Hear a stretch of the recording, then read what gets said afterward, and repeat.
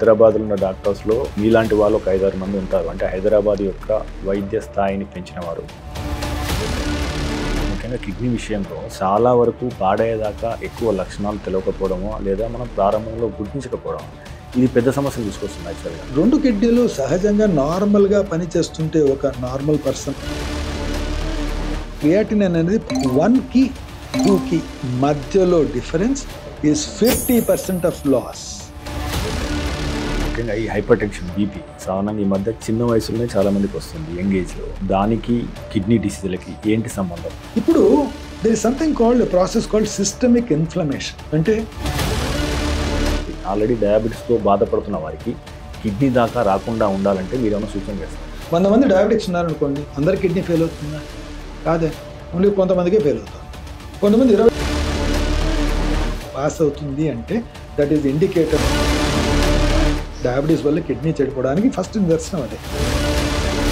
మూత్రనాళ infections రాను విపరీతంగా పెరిగిపోతున్నాయి. సో దీనిని నివారించడానికి మనం ఏం చేయాలి? చాలా మందిలో ఈ ఆలోచన ఉంటుంది, నేను డర్టీ బాత్రూమ్ని యూజ్ చేస్తే నాకు ఇన్ఫెక్షన్ వస్తుందని. అలా రాదండి. ఇన్ఫెక్షన్ అనేది 20 ఏళ్ల నుంచి 50 ఏళ్ల వయసు మధ్యలో ఉన్న లేడీస్లో ఎప్పుడన్నా యూరిన్ ఇన్ఫెక్షన్ వచ్చింది అనుకోండి, అది మగవారిలో యూరిన్ ఇన్ఫెక్షన్ వచ్చింది అనుకోండి, అది వేరే. అది చిన్నపిల్లల్లో ఇన్ఫెక్షన్ వచ్చినప్పుడు దాని ద్వారా కిడ్నీలు పాడయ్యే అవకాశం ఉంటుందా? యూరిన్ ఇన్ఫెక్షన్ అనేది చిన్నపిల్లల్లో రాదండి. వచ్చింది మనం యూరిన్ ఇన్ఫెక్షన్ నిర్ధారించామని. ఇప్పుడు సాధారణంగా వేడిగా ఉన్న ప్రాంతాల్లో కిడ్నీ సమస్యలు వచ్చే అవకాశం ఎక్కువగా ఉందని చెప్పేసి అంటున్నారు. సో మనం కూడా ఆల్మోస్ట్ హైదరాబాద్ లాంటి ప్రాంతంలో ఉన్నప్పుడు సో ఇది వేడి ప్రాంతమే. పబ్లిక్లో మనకు నానుడిగా ఏముంది, నీళ్ళు ఎక్కువ తాగితే మంచిది. అది ఎక్కడ చెప్పలేదండి. నీళ్ళు తక్కువ తాగద్దన్నారు కానీ నీళ్ళు ఎక్కువ తాగితే మంచిది అని చెప్పలేదు. నా దగ్గరకు వచ్చే పేషెంట్స్లో ఎక్కువ తాగి రోజుకు 6 లీటర్లు 7 లీటర్లు 8 లీటర్లు తాగి నీళ్ళు ఎంత తాగాలండి? 2 లీటర్లు తాగితే చాలా, 3 లీటర్లు తాగితే చాలా. అలా కాదు, ఇది ఇట్స్ నాట్ ఇట్. మీరు అంటే ఇప్పుడు దప్పికని బట్టి వాటర్ తాగాలా లేదా ఇప్పుడు మనం మూత్రం కలర్ని బట్టి తాగాలా? డార్క్ ఎల్లో వచ్చిందంటే మనకే అర్థమైపోతుంది లోపల. అయితే డాక్టర్ గారు, అంటే నేను ఈ మధ్య ఈ డయాలసిస్ వార్డును చూశాను. ఉదయ విదారకమైన సన్నివేశం అక్కడ. చాలామంది అసలు బతుకున్నందుకు కూడా బాధపడ్డ సందర్భాలు కొంతమంది పేషెంట్ల దగ్గరికి వెళ్ళి విన్నాను. కనీసం నేను కిడ్నీ ఫెయిల్ అయినప్పుడు డయాలసిస్ చేసి వాటి సర్వైవల్ అనేది ఇంకా ప్రొలాంగ్ చేస్తాను. చాలా వాటిల్లో అది లేదు కదండి. లివర్లో లేదు, హార్ట్లో లేదు, లంగ్స్లో లేదు. 25 ఏళ్ల ముందు సత్య కిడ్నీ సెంటర్లో నేను ఉన్నప్పుడు జగిత్యాల్లో పాము కాటికి అక్కడ వాడికి డయాలిసిస్ అవసరం పడితే రాత్రికి రాత్రి వాడు ఒక కారు మాట్లాడుకొని అక్కడి నుంచి హైదరాబాద్ వరకు రావాలి డయాలిసిస్ చేసుకోవడానికి. ఈరోజు జగిత్యాల్లో ఆ రోజు రాత్రి డయాలిసిస్ చేసే క్యాపబిలిటీ మనకు. మనం ప్రతిదాన్ని విన్నప్పుడు ప్రారంభంలో గుర్తించడానికి ప్రివెంటివ్ టెస్టులు కావాలి. ఏ ఇయర్ నుంచి చేయించుకుంటే బాగుంటుంది, ఏమేమి టెస్టులు చేయించుకోవాలి? ప్రతి ఒక్కరు వచ్చేసి కిడ్నీ గురించి ఏం చేయాలంట. ఇప్పుడు హార్ట్ డాక్టర్ పోయారు అనుకో, హార్ట్ గురించి ఏం చేయాలంట. లివర్ డాక్టర్ పోతే లివర్ గురించి ఏం చేయాలి, ఇలా ఆలోచించుకోవాలి. డ్యాన్స్ చేస్తూ కుప్పకూలిని క్లాస్ రూమ్లో గుండెపోటు అసలు అబ్నార్మల్ డెత్ జరుగుతున్నాయి కదా. సో అది ఒక రకమైన ప్యానిక్ క్రియేట్ చేస్తాను. ఒకప్పుడు జరిగేటివేమో మనకు తెలియదేమో, బట్ ఈ మధ్య ప్రతిదీ మనకు తెలిసిపోవడం అనేది జరుగుతూ ఉంది. Probably you're blaming Covid, sometimes Covid vaccine, sometimes stress, everything etcetera. So ఈ కిడ్నీకి సంబంధించి కూడా మీరేమన్నా అంటే ఇలాంటి టెస్టులు రాష్ట్ర వ్యాప్తంగా చేస్తే మనం ప్రారంభంలో గుర్తించడం ద్వారా లేదా ఆరోగ్యం సూచికను మనం మెరుగుపరచని సూచిస్తారా? ఒకటి బ్లడ్ షుగర్, ఒకటి సీరం క్రియాటినిన్, ఒకటి యూరిన్ ఎగ్జామినేషన్. అంటే ఆహారపు అలవాట్లు కానీ జీవన శైలి కానీ కిడ్నీల మీద ఏమైనా ప్రభావం చూస్తుంది? ఆహార అలవాట్లలో స్పెసిఫిక్గా నేను చెప్పలేను, బట్ బేసిక్గా ఏంటంటే certain things I don't know. ఈ జిమ్లో కొంచెం మజిల్స్ పెంచాలని వే ప్రోటీన్స్ అనేది అది సోర్స్ ఆఫ్ ప్రోటీన్ ఎక్కడో మనకు తెలియదు. There are some people who come with kidney damage with that. ఎక్కువ మందికి అవసరం ఉన్న వాళ్ళకి కిడ్నీలు దొరకట్లేదు. దీనికి మనం ఏమైనా చేయగలమా? సో దీని సూచన అంటే దీనికి బేసిక్గా ఏంటంటే జబ్బులు అనేది ఎక్కువైనా నేను చెప్పాను చూసారా. మీకు వ్యాస్ట్ ఎక్స్పీరియన్స్ ఉంది, మీరు ఎన్నో కేసులు చూసుంటారు. 1-2 కేసుల గురించి మాట్లాడండి. చాలామంది అనుకుంటారు చాలా కష్టమైన కేసు గుర్తుంటుందని చూసారా. కాదండి, యాక్చువల్ డాక్టర్స్లో తప్పు చేసిన కేసు గుర్తుంటుంది. షేర్ చేసుకోలేం కానీ 1994 నా పేషెంట్ పేరు అన్నప్పుడు ఒక పెద్ద kidney tumour, difficult surgery, excellently done, పంపించేసాను, అయిపోయింది. 2.5 ఏళ్ల తర్వాత మన మళ్ళీ నా దగ్గరకు వచ్చింది. ఆమె రాగానే వచ్చి నన్ను, అసలు నీ వల్లే నాకు ఇంత జరిగింది, నేను ఆ రోజే చెప్పాను నాకు ఆపరేషన్ చేయొద్దని.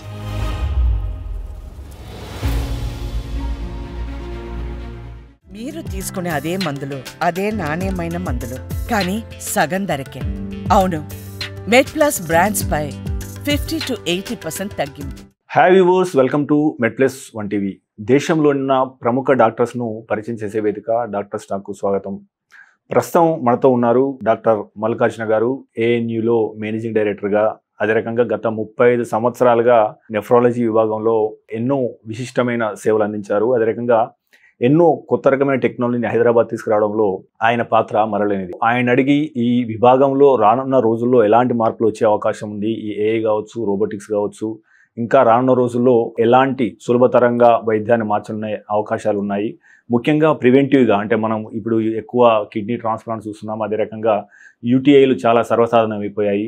సో వీటి నుంచి తప్పించుకోవాలంటే ఒక సాధారణ మనిషి ప్రివెంటివ్గా ఎలాంటి చర్యలు తీసుకోవాలనే అంశాలను ఆయన తెలుసుకుందాం. సో డాక్టర్ గారు నమస్తే అండి. నమస్కారం అండి. డాక్టర్ మల్లికార్జున గారు, మీరు అంటే చాలా స్పెషలైజ్డ్గా ఏఎన్యూ పెట్టారు, ఇందులో కూడా 7 హాస్పిటల్ పెట్టారు. వీటి గురించి మనం చర్చించే ముందు, మీరు తిరుపతిలో కానీ చండీగఢ్లో కానీ, అంటే మీ విద్యాభ్యాసం ఎక్కడెక్కడ జరిగింది, తర్వాత ఇలాంటి హాస్పిటల్ స్థాపించాలనే ఆలోచన ఎట్లా వచ్చింది, ఈ క్రమాన్ని ఒకసారి వివరిస్తారా? ఇది అంటే నేను పుట్టింది 1962లో అండి. పుట్టింది మదనపల్లి అనే ఊరు. మీరు అప్పుడు ఉమ్మడి ఆంధ్రప్రదేశ్లో మదనపల్లి అంటే చిత్తూరు డిస్ట్రిక్ట్లో ఉండేది. మా నాన్నగారు ఒక ఇంజనీర్ కాబట్టి ఎవ్రీ ఇయర్ ఆయన ప్రతి చోట ఆయన పనిచేసేవారు, ప్రతిసారి ట్రాన్స్ఫర్ అయ్యేది. సో 10 క్లాసులు 10 ఊర్లలో చదువుకున్నాను. మైపాడు నుంచి గుంటకల్ నుంచి అన్ని ఈవెన్ హైదరాబాద్ రాజ్భవన్ స్కూల్లో కూడా చదువుకున్నాను. సో దాని తర్వాత తిరుపతిలో ఎంబీబీఎస్ చేయడం, దాని తర్వాత పీజీఎంఏఆర్లో మా సర్జరీ, దాని తర్వాత కొన్ని రోజులు సర్జరీలో పనిచేయడం, దాని తర్వాత యూరాలజీ చేయడం, దాని తర్వాత హైదరాబాద్కు రావడం జరిగింది. సో ఈ 35 ఏళ్లుగా ఈ యూరాలజీ అంటే surgical counter part of nephrology, kidney diseases అనేది చూస్తే యూరాలజీ, నెఫ్రాలజీ అంటారు. అంటే గుండె చూసుకున్నారంటే కార్డియాలజీ, కార్డియోథొరాసిక్ ఎలా ఉన్నాయో, కార్డియోథొరాసిక్ సర్జన్స్ ఏమో సర్జరీ చేస్తారు, కార్డియాలజిస్టులు ఏమో స్టెంట్ వేయడము అవి చేస్తారు. అలా నెఫ్రాలజీ అండ్ యూరాలజీ. నెఫ్రాలజీ అంటే కార్డియాలజీ లాగా, యూరాలజీ అంటే కార్డియోథొరాసిక్ సర్జరీ లాగా. సో ఏదైతే ఆపరేషన్ చేసి సరి చేసే జబ్బులు ఏదైతే ఉంటాయో, కిడ్నీ కానీ ఈ మూత్ర వ్యవస్థలోకి సంబంధించిన ఏదైనా జబ్బులు ఉంటాయో అవన్నీ మేము చూస్తామన్నమాట. ఎందుకో దాంట్లో చేరాలని ఒక చాలా ఆశ కలిగింది, అది చేరాను. దాని తర్వాత అది చేసి నేను హైదరాబాద్కి రావడం జరిగింది. ఇనీషియల్గా చాలా రోజుల్లో ఈ రోమింగ్ ప్రాక్టీస్, అప్పుడు ఉద్యోగాలు ఉండేటివి కావు, ఇన్ని కార్పొరేట్ హాస్పిటల్స్ లేవు. సో రోమింగ్ ప్రాక్టీస్ చేసేవాడిని, అన్ని నర్సింగ్ హోమ్లు తిరిగి ప్రాక్టీస్ చేసేవాడిని. కొన్ని రోజులు సత్య కిడ్నీ సెంటర్లో పనిచేశాను ఒక 10 ఏళ్లుగా. దాని తర్వాత యశోద సికింద్రాబాద్ హాస్పిటల్లో యూరాలజీ డిపార్ట్మెంట్ స్థాపించాను. కానీ ఎక్కడో ఒక చోట ఒక విధమైన ఎంప్టీనెస్ ఉండేది నాలో. దేని గురించి అంటే I love to be A teacher. Actually నాకు టీచింగ్ అనేది కన్నా ఈ సర్జికల్ టెక్నిక్స్ నేర్పించడంలో అన్న చాలా చాలా చాలా ఇంట్రెస్ట్. కానీ నేను చేసి వచ్చినప్పుడు నాకు ఒక టీచింగ్ జాబ్ ఎక్కడా లేకుండే. అప్పటికే there was no job even in నిజామ్స్కి వెళ్ళి అడిగారు నాకు జాబ్ ఇవ్వండి ఉండిపోతారని, అప్పుడు లేకుండే. సో నాకు ఆ టీచింగ్ అంటే చాలా ప్యాషన్ అనమాట. నెంబర్ 2 ఇంకొకటి ఏమిటి అంటే ఒక డిపార్ట్మెంట్గా ఒక 5-6 మంది కలిసి కట్టుగా పనిచేస్తే అవుట్కమ్స్ అనేటివి చాలా బాగా ఉంటాయి అనేది నా ఊహ. ఎప్పుడు నిజం అనిపిస్తుంది నాకు అది. ఎందుకంటే ఇంతకుముందు ప్రాక్టీస్లో ఒకటి ఇండివిజువల్గా పనిచేస్తాం, మనం చేయగలిగిందే మనం చేయగలుగుతాం, కానీ మనం చేయలేని దాన్ని మనం సాధించడానికి కుదరదు అనమాట. సో ఒక డిపార్ట్మెంట్గా ఒక 5 మంది 6 మంది కలిసి కట్టుగా పనిచేస్తే ఒక్కొక్కరికి ఒక్కొక్క ఎక్సెప్షనల్ క్వాలిటీస్ ఉంటాయి. ఆ క్వాలిటీస్లో డిపార్ట్మెంట్ మొత్తం చాలా గొప్పగా ఉంటుందని నేను నమ్మేవాడిని ఎప్పుడు. సో అలా చేయడం అనేది కోరికలతో అది అనుకునేవాడిని ఎప్పుడు, కానీ ఎప్పుడు ఆశ లేకపోతే ధైర్యం సరిపోయేది కాదు. ఎందుకంటే కొత్తగా వచ్చాను, నేను ఏదో ప్రాక్టీస్ చేసుకుంటున్నాను కాబట్టి. కానీ ఒకరోజు నా mentor and philosopher guide Nageswara Reddy గారితో కొంచెంసేపు కూర్చొని ఏదో మాట్లాడి నాకున్న ఈ కార్పొరేట్ హాస్పిటల్లో ఉన్న కష్టాలు అవి చెప్పుకున్నప్పుడు ఆయన అన్నారు, నీ వల్ల అయితే ఒక ఇన్స్టిట్యూషన్ నువ్వే స్టార్ట్ చేయొచ్చు కదా, అదేదో అయితే అనుకుంటున్నావు అది నువ్వు ఎస్టాబ్లిష్ చేయొచ్చు కదా, మేము ఎట్లయితే గ్యాస్ట్రోఎంటరాలజీలో చేసాం అలా నువ్వు యూరాలజీ, నెఫ్రాలజీలో చేయొచ్చు కదా అని చెప్పడం జరిగింది. అది దీనికి అంకురం అనమాట. సో 2013లో ఇది స్టార్ట్ చేశాము. ఈ 2013లో అంటే 7-8 హాస్పిటల్స్ కట్టాలనే ఉద్దేశంతో కాదు, కానీ మెయిన్ ఉద్దేశం ఏంటంటే ఒక world class institution for urology and nephrology. అంటే ఒక 8-9 మంది యూరాలజిస్ట్ కలిసి వారి స్పెషాలిటీస్లో వారు ఎక్కడైతే బాగా చేయగలుగుతారో ఆ సబ్ స్పెషలైజేషన్ అనేది చేసి ఒక వరల్డ్ క్లాస్ ఇన్స్టిట్యూషన్ బిల్డ్ చేయాలని ఒక ఆశ ఉండేది. అది 2013లో స్టార్ట్ చేయడం జరిగింది. ఒక 5 ఏళ్లలో మా కళలన్నీ నిజంగా అది really went through God's grace and people's wishes. So we could establish that one good institution of reputed institution with academic excellence. ఇప్పుడు మన విభాగాన్ని విషయానికి వస్తే మనం యూటీఐ సో మూత్రనాళ ఇన్ఫెక్షన్స్ రాను రాను విపరీతంగా పెరిగిపోతున్నాయి. దీనిని నివారించడానికి మనం ఏం చేయాలి? సామాన్య ప్రజలకు మీరు ఇచ్చే సలహా ఏంటి? అదే రకంగా దీనికి ఉన్న చికిత్సా విధానాల గురించి తెలియజేస్తారు. యూరినరీ ట్రాక్ట్ ఇన్ఫెక్షన్ అనేది ఒక వైడ్ రేంజ్ ఆఫ్ పెథాలజీ అండి. అంటే అది జబ్బు ఒకటేనైనా కానీ అది వేరీస్ ఫ్రమ్ ఎవరిలో వస్తుంది, ఏ ఏజ్లో వస్తూ ఉంది, ఏ టైంలో వస్తూ ఉంది అనేది చాలా చాలా ఇంపార్టెంట్. చిన్న పిల్లల్లో యూరిన్ ఇన్ఫెక్షన్ వచ్చింది అనుకోండి, it is not simple infection, it has to be investigated. Okay. అదే 20 ఏళ్ల నుంచి 50 ఏళ్ల వయసు మధ్యలో ఉన్న లేడీస్లో ఎప్పుడన్నా యూరిన్ ఇన్ఫెక్షన్ వచ్చింది అనుకోండి, అది చాలా సింపుల్ ఇన్ఫెక్షనే కావచ్చు. మగవారిలో యూరిన్ ఇన్ఫెక్షన్ వచ్చింది అనుకోండి, అది వేరే, అది it has to be investigated. So urinary tract infection అనేది ఒక బాస్కెట్ కింద చెప్పడం కష్టం. ఇట్ షుడ్ బి ఇండివిజువలైజ్డ్ అనమాట. ఇప్పుడు నేను దాన్ని క్లుప్తంగా చెప్పాలి అంటే, చిన్నపిల్లల్లో యూరిన్ ఇన్ఫెక్షన్ సీరియస్గా తీసుకోవాలి. అది జలుబు దగ్గు కాదు. యూరిన్ ఇన్ఫెక్షన్ వచ్చిందంటే ఏ కారణం వల్ల వచ్చింది తెలుసుకోవాలి, ఆ కారణం ట్రీట్మెంట్ చేయాల్సిన అవసరం. అంటే urine infection with high fever urine infection అనేది చిన్నపిల్లల్లో రాదండి. వచ్చింది మనం యూరిన్ ఇన్ఫెక్షన్ అని నిర్ధారించామనుకోండి, వారిలో యూరిన్ సిమ్టమ్స్ కానీ, లేకపోతే ఫీవర్ కానీ, లేకపోతే కిడ్నీలో పెయిన్ కానీ, లేకపోతే యూరిన్లో మంట కానీ ఏమన్నా వచ్చింది అంటే that is not like a common cold. జలుబు వచ్చిందండి, మందులు తీసుకున్నాం, 2 రోజుల్లో తగ్గింది, మళ్ళీ ఇంకోసారి వచ్చింది, అలా కాదు. Urine infection in a child has to be investigated at any cost. Number 1, the only infections that need not be investigated are simple urinary infections happening in females in reproductive age. అంటే 15-16 ఏళ్ల వయసు నుంచి 45 ఏళ్ల వయసు మధ్యలో ఉన్న లేడీస్లో ఎప్పుడో ఒకసారి మూత్రం మంటగానో ఎక్కువసార్లు వచ్చినట్టు అనిపించడం, ఆ టైముల్లో ఏదైతే ఉంటుందో ఆ ఇన్ఫెక్షన్స్ మాత్రమే మందులతో ట్రీట్ చేయొచ్చు, దాన్ని ఇన్వెస్టిగేట్ చేయాల్సిన అవసరం లేదు. ఓకే. మిగతా అందరిలోనూ ఆ యూరిన్ ఇన్ఫెక్షన్ ఇన్వెస్టిగేట్ అవ్వాల్సిన అవసరం ఉంటుంది, కారణం కనుక్కునేదానికి. అంటే జనాల భ్రమ ఏమిటి అంటే, నాకు జలుబు దగ్గులాగా యూరిన్ రెస్పిరేటరీ ఇన్ఫెక్షన్ లాగా యూరిన్ ఇన్ఫెక్షన్ వస్తుంది అని. కాదు, urine infection is different from respiratory infection. So every urine infection cannot be categorised as simple. So every infection has to be investigated. Investigation అనేది అవసరం పడుతుంది. ప్రివెంటివ్ మెజర్స్ అనేటివి మాత్రం situation బట్టి ఉంటున్నాం. ఇప్పుడైతే ఇన్వెస్టిగేషన్ అవసరం పడుతుంది అంటున్నామో, వాటిల్లో ఏంటి ప్రివెన్షను? ఏదైతే కారణం ఉందో అది కనుక్కోండి, దాన్ని ట్రీట్ చేయండి, రాకుండా చూసుకోండి. అర్థమైందా? మనం ప్రివెన్షన్ అనేది మాట్లాడగలిగింది ఏమిటి అంటే, only in this reproductive age group females, అంటే 15 నుండి 45 ఏళ్ల వయసులో ఉన్న ఆడవారిలో మాత్రమే ప్రివెన్షన్ గురించి మాట్లాడగలుగుతాం. వాళ్ళలో ఏంటి prevention? Number 1, frequent passage of urine. అంటే యూరిన్ అనేది ఎక్కువసేపు ఆపుకోకుండా తొందరగా పాస్ చేసేయడం. చాలామంది ఒక సింపుల్ ఎగ్జాంపుల్ చెప్తాను. ఏమంటే, నేను మాల్కి వెళ్ళాను, అక్కడ బాత్రూమ్లు నాకు యూజ్ చేయడం మంచిది కాదనిపించింది, అందుకే నేను మధ్యాహ్నం 2 గంటలకు వెళ్ళి రాత్రి 9 గంటలకు వచ్చి మళ్ళీ ఇంట్లోనే యూరిన్ పాస్ చేసుకున్నాను. అక్కడ మీరు బాత్రూమ్ యూజ్ చేస్తా ఇన్ఫెక్షన్ వస్తుంది అనుకున్నారు, చూసారా? అది తప్పండి. బాత్రూమ్ యూజ్ చేయలేదు కాబట్టి మీకు ఇన్ఫెక్షన్ వస్తుంది. సో ఎంప్టీయింగ్ ద బ్లాడర్ అనేది చాలా ఇంపార్టెంట్. చాలా మందిలో ఈ ఆలోచన ఉంటుంది, నేను అదేంటి డర్టీ బాత్రూమ్ని యూజ్ చేస్తే నాకు ఇన్ఫెక్షన్ వస్తుందని. అలా రాదండి. ఇన్ఫెక్షన్ అనేది పరిసరాల నుంచి రాదు, మనం వాడినప్పుడు వస్తుందంటే. మన ఇన్ఫెక్షన్ బ్యాక్టీరియా మనలో చాలా ఉన్నాయి. సో ఈ విధంగా ఆలోచించడం తప్పవుతుంది. అంటే ఇప్పుడు మీరు అన్నారు కదా సార్, అంటే చిన్న పిల్లల్లో ఇన్ఫెక్షన్ వచ్చినప్పుడు చాలా జాగ్రత్త తీసుకోవాలని చెప్పేసి, అంటే దాని ద్వారా కిడ్నీలు పాడయ్యే అవకాశం ఉంటుందా?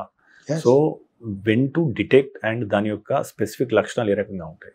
No, any infection in urine. ఇప్పుడు చిన్న పిల్లల్లో యూరిన్ ఇన్ఫెక్షన్ వచ్చింది అనుకోండి, వారిగా చెప్పరు కదా యూరిన్ ఇన్ఫెక్షన్ వచ్చిందని. వాళ్ళు ఏం వస్తుంది? చలి జ్వరం వస్తుంది. ఆ చలి జ్వరం వచ్చినప్పుడు వాళ్ళు పీడియాట్రిషియన్ దగ్గరికి వెళ్తారు.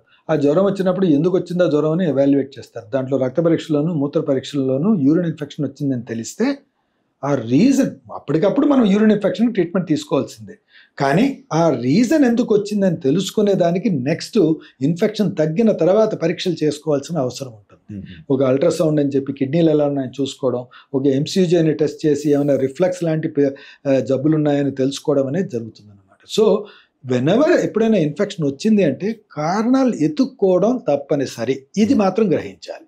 కారణాలు ఎతకడం అనేది మళ్ళీ యూరాలజిస్టో పీడియాట్రిషియనో చేస్తారు, కానీ కారణాలు ఎత్తుక్కోవాలి. ఏదో మందులు తీసుకొని తగ్గిపోయిందిలే అనుకోకూడదు. అది నేను చెప్పాను. ఖచ్చితంగా జ్వరం వచ్చింది, ఏదో ఇబ్బంది ఉన్నప్పుడు ఖచ్చితంగా యూరిన్ టెస్ట్ అయితే చేయించాలి. అవి చేస్తారు, వాళ్ళు రొటీన్ గా చేస్తారు. Most of the paediatricians do in any child. ఏదైనా అన్ఎక్స్ప్లెయిన్డ్ ఫీవర్ ఉంది అనుకోండి, ఏదో జలుబు ఉంది, రొంపు ఉంది, వాడికి ఫీవర్ వచ్చింది అనుకోండి, ఇది పర్వాలేదు, ఇది వైరల్ ఇన్ఫెక్షన్ అనుకుంటారు.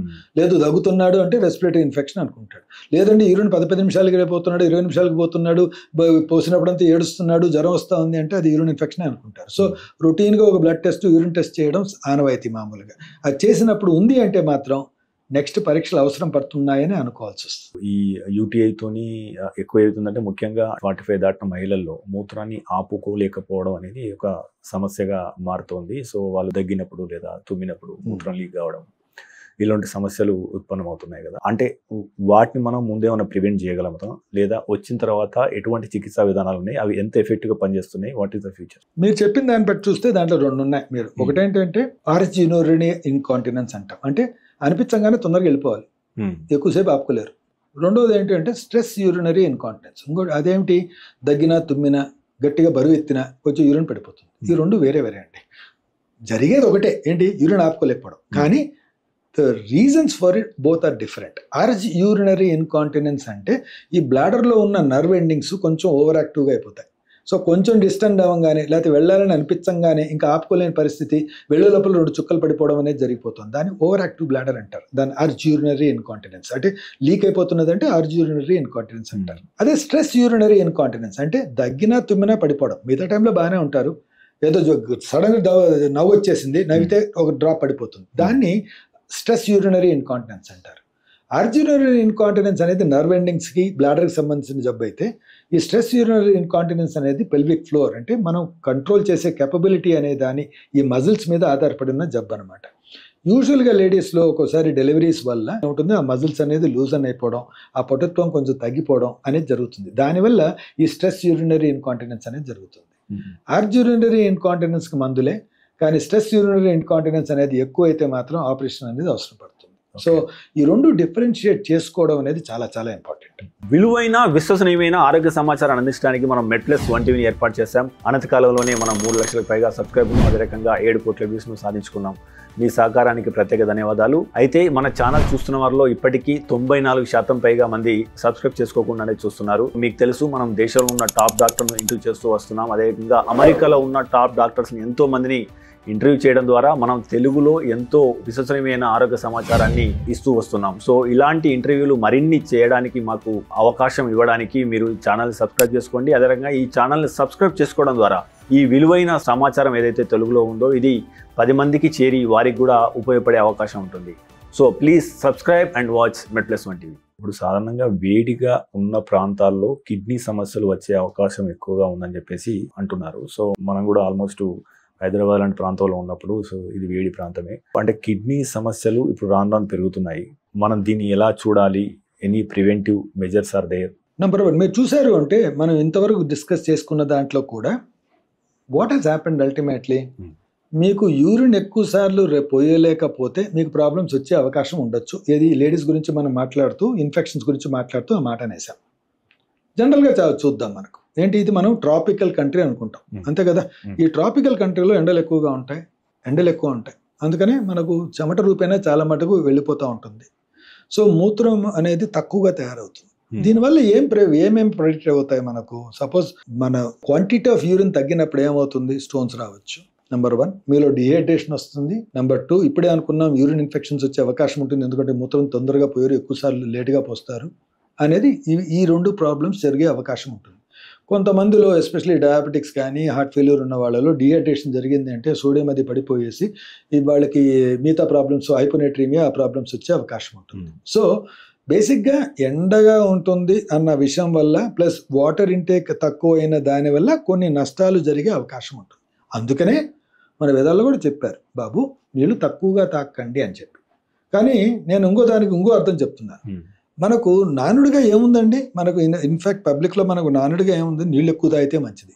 అది ఎక్కడ చెప్పలేదండి, అలా ఎక్కడ చెప్పలేదండి. నీళ్లు తక్కువ తాగద్దన్నారు కానీ నీళ్ళు ఎక్కువ తాగితే మంచిది అని చెప్పలేదండి. నా దగ్గరకు వచ్చే పేషెంట్స్ లో ఒక 10% ఇలా ఉంటారండి, ఎక్కువ తాగి రోజుకు 6 లీటర్లు 7 లీటర్లు 8 లీటర్లు తాగి 20 సార్లు వస్తుంది 30 సార్లు వస్తుందని మూత్రాన్ని దానికి మందులు వేసుకుంటా ఉంటారు. సో ఒకసారి మేము మీకు టోటల్ యూరిన్ ఎంత వస్తా ఉందని లెక్క పెట్టామంటే 5 లీటర్లు వస్తుందంట. 5 లీటర్లు పోయాలంటే నువ్వు కనీసం 25 సార్లు 20 సార్లు పోయాల్సిందే కదా. ఇప్పుడు ఆ 20 సార్లు 10 సార్లు చేయడానికి మందులు వేసుకుంటే కానీ మాత్రం తగ్గుతుందా అది? సో ప్లీజ్ దీన్ని ఒక మిస్ఇంటర్ప్రిట్ గా చేసుకున్నారు. జనరల్గా ఇది ఒక చాలా తరచుగా జరిగే ప్రాబ్లం అనమాట. ఎక్కువ తాగితే మంచిది. ఇంకో క్వశ్చన్ అడుగుతూ ఉంటారు, నీళ్ళు ఎంత తాగాలండి? 2 లీటర్లు తాగితే చాలా, 3 లీటర్లు తాగితే చాలా? అలా కాదు, ఇది ఇట్స్ నాట్ ఇట్. మీరు తక్కువ తాగకుండా ఉండాలి. అది ఎలా ఉంటుంది, మీరు చేసే పని బట్టి ఉంటుంది. నేను పొద్దున్న నుండి సాయంత్రం వరకు ఏసీ రూమ్లో ఉంటా, నాకు చెమట ఇంత కూడా పట్టదు. నేను 1.5 లీటర్ తాగినా 2 లీటర్ తాగినా అదే ఎక్కువ నాకు. అదే వ్యవసాయం చేస్తూ ఉంటాడు, ఈ ఎండలో వ్యవసాయం చేశాడు అంటే వాడు ఒక 2 గంటలు పని చేస్తేనే 1 లీటర్ చెమటలో వెళ్ళిపోతుంది. అటువంటి వాడు 3 లీటర్లు తాగినా తక్కువే అయిపోతుంది. సో మనకున్న పరిస్థితిని బట్టి, మనం ఎలాంటి పరిస్థితుల్లో పనిచేస్తున్నాం అన్న బట్టి, మనకి ఎంత చెమట వస్తూ ఉంది అన్న దాన్ని బట్టి మీరు ఎంత తాగాలనేది డిసైడ్ అవుతుంది. అంతే తప్ప ఎక్కువ తాగితే మంచిది అని ఒక నానుడు ఏదైతే ఉందో అది in fact it is creating more problems. In fact చాలా మందిలో సోడియం తగ్గిపోయేసి ఈ 76-60 ఏళ్ళు ఉన్న వాళ్ళు సోడియం తగ్గిపోయి హైపోనెట్రియామియాతో అడ్మిట్ అయిపోతూ ఉంటారు. కారణం ఏంటంటే డైల్యూషనల్ హైపోనెట్రిమియా అంటారు. అంటే ఏంటి, నీళ్ళు ఎక్కువ తాగి, నీళ్లు ఎక్కువ తాగుతారు, మూత్రం అనేది ఎక్కువ పోస్తారు, దాంట్లో సోడియం అనేది వెళ్ళిపోతూ ఉంటుంది. తాగే నీళ్ళలో సోడియం ఉండదు, పోయే మూత్రంలో మాత్రం సోడియం వెళ్ళిపోతూ ఉంటుంది. That causes decrease sodium. So ఇది తప్పండి. ఎవరు ఎలా బతకాలి ఎక్కడ రాసలేదండి. నీకు అవసరం ఉన్నంత తినాలి, అవసరం కన్నా ఎక్కువ తినద్దు, తక్కువ తినద్దు. అలే నీ దప్పికను బట్టి నువ్వు తాగాలి, అంతేగాని దప్పికను ఆపుకోకూడదు. దాన్ని ఎక్కువగా తాగిన దాని వల్ల వచ్చేది ఏమీ లేదు. ఓకే, అంటే ఇప్పుడు దప్పికను బట్టి వాటర్ తాగాలా, లేదా ఇప్పుడు మనం మూత్రం కలర్ను బట్టి తాగాలా? ఇప్పుడు మూత్రం 3 కలర్లో వస్తుంది అనుకుందాం సాధారణంగా, లేత పసుపు లేదా పసుపు కలరు, ముదురు పసుపు అనుకుందాం. సో ఏది వచ్చినప్పుడు ఎలాంటి జాగ్రత్తలు తీసుకోవాలి అంటే మనకు తెలిసిపోతుందండి, మనమే చూస్తాం, సింపుల్గా చూస్తాం. సమ్మర్లో మనం చూసినప్పుడు కొంచెం డార్కిష్ ఎల్లోగా వస్తుంది, వింటర్లో మనం చూసినప్పుడు వాటర్ ఇలాగా వస్తుంది. అంటే ఏమిటి, సింపుల్గా మనం తాగే వాటర్ ఆల్మోస్ట్ ద సేమ్ అండి. మనకు తెలియకుండా మనం ఎప్పుడు క్యాలిక్యులేట్ చేసి తాగాం. ఇప్పుడు ఎనీబడి మనం పనిచేస్తూ ఉంటాము, ఈరోజు ఎన్ని తాగారు అంటే మీకు గుర్తు కూడా రాదు ఎన్నిసార్లు తాగాము అనేది. ఎందుకు తాగాము కొంచెం దప్పిగారింది ఆపేసాం. So that is what happens most of the time. So ఈ బాడీ అనేది ఇంత కాంప్లెక్స్ ప్రాసెస్లో నువ్వు తాగిన దాన్ని బట్టి అది అడ్జస్ట్ చేసుకుంటూ ఉంటుంది. అంతేగాని మనం దాన్ని కంట్రోల్ చేయాలనుకోవడం, మనకు యూరిన్ బట్టి నీళ్ళు తాగాలనుకోవడం, ఇట్స్ టూ కాంప్లెక్స్. ఆ లైఫ్ని మరీ కాంప్లికేట్ చేసుకుంటున్నామని అనిపిస్తుంది. So what we need to do is, మనకి డార్క్ ఎల్లో వచ్చిందంటే మనకే అర్థమైపోతుంది, బాబు నీళ్ళు తక్కువ తాగినట్టున్నామే అని మనకు ఫీడ్బ్యాక్ వచ్చేస్తుంది. సో ఆ టైంలో మనం నిజంగా ఆలోచిస్తే మన నోరు ఆరిపోతానే ఉంటుంది అనుకోండి. అప్పుడు ఆ టైంలో క్వెంచ్ యువర్ థర్స్ట్ అన్నారు. అంటే మీకు దప్పిక అనేది కలగకూడదు, మీ నోరు ఆరిపోకూడదు, ఎప్పుడు కానీ మీ నోట్లో లాలాజలం అని ఉండాలి. అది ఉంచుకుంటాం అనుకోండి, యువర్ హైడ్రేటెడ్ కిందనే లెక్క. ఏ రోజైతే మీరు డిహైడ్రేట్ అవుతారో ఆ లాలాజలం కూడా తగ్గిపోతుంది. You will be looking for your wetness in your mouth. So ఇవి ఇండికేటర్స్ అండి. కానీ మనం కొలిచి తాగడం, ఎన్ని నీళ్ళు తాగాలి అని కొలుచుకొని తాగడం అనేది తప్పు. That's what I feel. ఇప్పుడు డాక్టర్ గారు, ముఖ్యంగా కిడ్నీ విషయంలో సాధారణంగా అది చాలా వరకు పాడయ్యేదాకా ఎక్కువ లక్షణాలు తెలియకపోవడమో, లేదా మనం ప్రారంభంలో గుర్తించకపోవడమో, ఇది పెద్ద సమస్యలు తీసుకొస్తుంది యాక్చువల్గా. దీన్ని చెక్ పెట్టాలంటే మీరు ఒక నిపుణుడిగా ఏం సూచిస్తారు? అంటే majority of the problems can be picked up అండి. కానీ చాలా మటుకు ఈ మార్పులు జరిగే టైంలో ఉన్నాయి చూసారా. ఇప్పుడు ఒకటి చెప్తాను, క్రియాటినిన్ 1.2 ఇస్ నార్మల్ అన్నారు కదా మనకందరికీ. మనం సీరం క్రియాటినిన్ అనేది కిడ్నీ ఎలా పనిచేస్తుంది అంటే 1.2 ఇస్ నార్మల్. ఎవరికో 1.4 వచ్చింది అంటే తను ఏమనుకుంటాడు, 1.2 1.4కి ఎంత డిఫరెన్స్ ఉందండి, 0.2నే కదా అనుకుంటారు. కానీ వాళ్ళు దాంట్లో ఉన్న డిఫరెన్స్ ఎంతనో అనేది ఆలోచించారు. ఒక క్లుప్తంగా చెప్తాను, ఒక 2 కిడ్నీలు సహజంగా నార్మల్గా పనిచేస్తుంటే ఒక నార్మల్ పర్సన్ 20 ఏళ్ల కుర్రవాడిలో క్రియాటినిన్ అనేది 0.8 0.7 ఉంటుంది, ఆర్ 0.9 ఉంటుంది. ఒకటి ఉంటుంది అనుకోండి 30 ఏళ్ల వయసులో. అదే ఆ 2 కిడ్నీలు 50% పడిపోయినాయి అనుకోండి, so 50% of the kidney function is remaining అంటే క్రియాటినిన్ 2 అవుతుంది. అంటే 1కి 2కి మధ్యలో difference is 50% of loss. So ఈ 1కి 2కి వచ్చేంత వరకు 1.6 1.8 అంతే కదా అన్న ఆలోచనలో ఉండిపోవడం అనేది జరుగుతూ ఉంటుంది. ఇక్కడే ప్రాబ్లం వస్తుంది. సరే మనం పికప్ చేసాము అనుకుంటే దాన్ని మళ్ళీ బాగు చేయొచ్చా, అలా కాకపోయినా కానీ పికప్ చేసిన టైంలో మనం కొన్ని జాగ్రత్తలు తీసుకున్న దానివల్ల ఈ 2 అనేది ఏదైతే 1 సంవత్సరంలో అవుతుందో దాన్ని 3 సంవత్సరాల వరకు పొడిగించగలగచ్చు. ఓకే, షుగర్ ఉన్న వాళ్ళలో కిడ్నీలు పాడవుతాయి. ఆ షుగర్ ఉన్న వాళ్ళకి కిడ్నీలు పాడవుతాయని మనకు తెలుసు. కొంతమందికి మనం పసిగడతాం, కొంతమంది సడన్గా 2 వచ్చింది క్రియాటిన్ అని వచ్చేస్తారు, దాన్ని వెనక్కి చేయాలని అంటారు. అది జరగదు. తనకే ఒక 5-6 ఏళ్ల ముందు క్రియాటిన్ 1.3 ఉంటుంది, 3 ఏళ్ల ముందు అది 1.6 ఉంటుంది, ఈ రోజు క్రియాటిన్ 2 ఉంటుంది అనమాట. సరే ఈ రోజు పని చేసుకుని దాన్ని మళ్ళీ 1.2 చేయగలుగుతామా? చేయలేని పరిస్థితి. సరే నేను 3 ఏళ్ల ముందు దాన్ని కనిపెట్టుంటే, ఆ 1.6లో నేను కనిపెట్టుంటే ఈ 2 రాకుండా చూడగలుగుతామంటే 2 రాకుండా చూడలేకపోవచ్చు. కానీ ఈ 2ని 3 ఏళ్ల తర్వాత కాకుండా 6 ఏళ్ల తర్వాత చూసుకునే అవకాశం ఉంటుంది. అంటే will be more careful in dietary patterns, ఇంకా కేర్ఫుల్గా బీపీ కంట్రోల్ కానీ ఇంకా కేర్ఫుల్గా కొన్ని మందులు వాడిన దానివల్ల ఈ పుష్ అనేది రావడం అనేది జరుగుతుంది. సో అర్లీగా మనం అది పికప్ చేయడం అనేది ఇంపాక్ట్ఫుల్గా ఉండదు కాబట్టి మనం మిస్ చేస్తున్నాం. అది చాలా మందిలో సో యూరిన్లో ప్రోటీన్ ఎంత ఉందో ఎవరికి తెలియదు, ఆ క్రియాటినిన్ 2 అయ్యేంత వరకు. యాక్చువల్గా ఆ ప్రోటీన్ లాస్ అనేది ముందే పికప్ అయితే ఎంతోమంది ఈ ప్రాబ్లం నుంచి కొన్ని రోజుల వరకు పోస్ట్పోన్ చేయొచ్చు. ఇన్ఫాక్ట్ మా దగ్గర ఇప్పుడు ప్రాజెక్ట్ ఒకటి నడుస్తూ ఉంది. మాది ఒక ఫౌండేషన్ ఉంది, ఎంఆర్పి ఫౌండేషన్ అని. So we do some community service on this. So we have a project going on. మొన్ననే వరల్డ్ కిడ్నీలో స్టార్ట్ చేసాం అది, wherein we are looking at susceptible people in Telangana general population. ఇప్పుడు ఒక 4,000 మందిని స్క్రీన్ చేశాము. మా ప్రాజెక్ట్ ఇంకా ఎంతమందిని వీలైతే అంతమంది, మాకు ఫండ్ వచ్చినంత వరకు అంతమందిని స్క్రీన్ చేయాలి జనరల్ పాపులేషన్. ఏం చేస్తున్నాము మేము? వీఆర్ జస్ట్ డూయింగ్ సింపుల్, ఒక బీపీ ఎగ్జామినేషన్ చేస్తున్నాం, ఒక blood sugar, serum creatine, urine examination చేస్తున్నాం. సో ఈ సింపుల్ 4 టెస్ట్లలో కనీసం 4 out of 100 పీపుల్ మనం డిటెక్ట్ చేయగలిగితే ఆ 4 ప్రోగ్రెస్ ఆఫ్ ద డిసీజ్ అనేది మనం కొన్ని రోజుల వరకు పోస్ట్పోన్ చేయగలుగుతాం. It's a very simple thing. ఈ 4 చేసిన దానివల్లనే, అంటే యూరిన్లో ప్రోటీన్ వెళ్తా ఉంది, నీ షుగర్ కంట్రోల్లో లేదు, నీ క్రియాటిన్ కొంచెం మారింది, నీ బీపీ కంట్రోల్లో లేదు, నీ షుగర్ కంట్రోల్లో లేదు, ఈ 4 అంతే. ఈ general 4 things, un undetected diabetic is detected, un undetected hypertensive is detected, and undetected proteinuric is detected. వీటితో at least we'll postpone their inavailability, అంటే ఏదైతే జరుగుతుంది అనుకుంటామో దాన్ని కొన్ని సంవత్సరాల వరకు పోస్ట్పోన్ చేసే అవకాశం ఉంటుంది. సో ఈ ప్రాజెక్ట్ మాది ఒక కమ్యూనిటీ CSR యాక్టివిటీ అనమాట. సో దట్ గోస్ ఆన్ అనమాట, that is going on, even now it is going on. So many things can be picked up provided we show that interest in to it. చాలా మంది ఏంటి, మనం బాగున్నామని చూసుకోవడం జరుగుతుంది చూసారా, కానీ చూసిన తర్వాత రియాక్ట్ అవ్వడం తక్కువ. మీరు తీసుకునే అదే మందులు, అదే నాణ్యమైన మందులు, కానీ సగం ధరకే. అవును, మెడ్+ బ్రాండ్స్ పై 50 to 80% తగ్గింపు. అయితే డాక్టర్ గారు, అంటే నేను ఈ మధ్య ఈ డయాలసిస్ వార్డును చూసా. హృదయ విదారకమైన సన్నివేశం అక్కడ. చాలా మంది అసలు బతుకున్నందుకు కూడా బాధపడ్డ సందర్భాలు కొంతమంది పేషెంట్ల దగ్గరికి వెళ్ళి విన్నా నేను.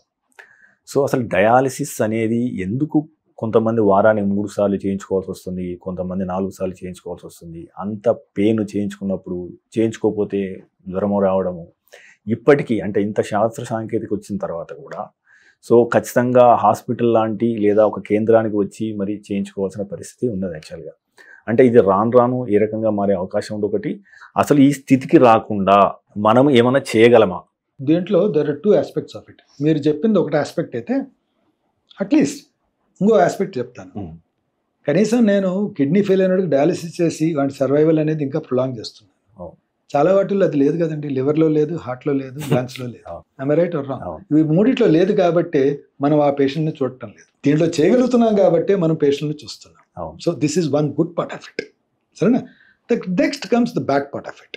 ఎందుకు మనం వై ఆర్ వి ఫీలింగ్ అంటే మనకి ఎందుకు అంత బాధేస్తుంది వీళ్ళందరినీ చూసిన తర్వాత? There are 3 aspects in to it. Number 1, we're not able to detect. ఇప్పుడే మాట్లాడడం చూసారా, డిటెక్షన్ అనేది కొంచెం డిలే అవుతా ఉంది. సో ఒక వయసులో రావాల్సింది కొంచెం పుష్ చేయగల కెపబిలిటీ అనేది మనం లోపిస్తుంది. సో ఎర్లీ డిటెక్షన్లో కొన్ని రోజుల వరకు సస్టైన్డ్గా బెటర్ మెయింటెనెన్స్ అనేది ఇవ్వగలిగితే ఈ ఎండ్ పాయింట్ని ఇంకా కొన్ని రోజులు పుష్ చేసుకోవచ్చు. ఇది ఒక ఆప్టిమిస్టిక్ థింకింగ్. సో దానికి అందరూ కట్టుబడి ఉండాలి, దాంట్లో చూస్తేనే దానికి బెటర్ ఆన్సర్స్ వస్తాయి. సెకండ్ ప్రాసెస్ మీరు ఆలోచిస్తే, డయాలిసిస్ అనేది ఏంటిది? 2 సార్లు, 3 సార్లు, 4 సార్లు? ఒకటి. Number 2, are they happy with it? అంటే there are 2 things which we need to consider here అండి. The second 2 parts of it. Number 1 is what is the acceptance into the general public and availability of dialysis? Idokati. Idi logistical issues. The third part is, are they good on dialysis? ఈ 3 aspects కదా మనం చూసింది. So logistical issues ఆలోచిస్తే అది మనం answer చేయలేని questions ఇది. ఎందుకంటే అందరూ సిటీలో ఉండరు, అందరూ పెరిఫరీలో ఉండరు. పెరిఫరీలో మనకు సిటీలో ఉన్న బెనిఫిట్ ఉండదు.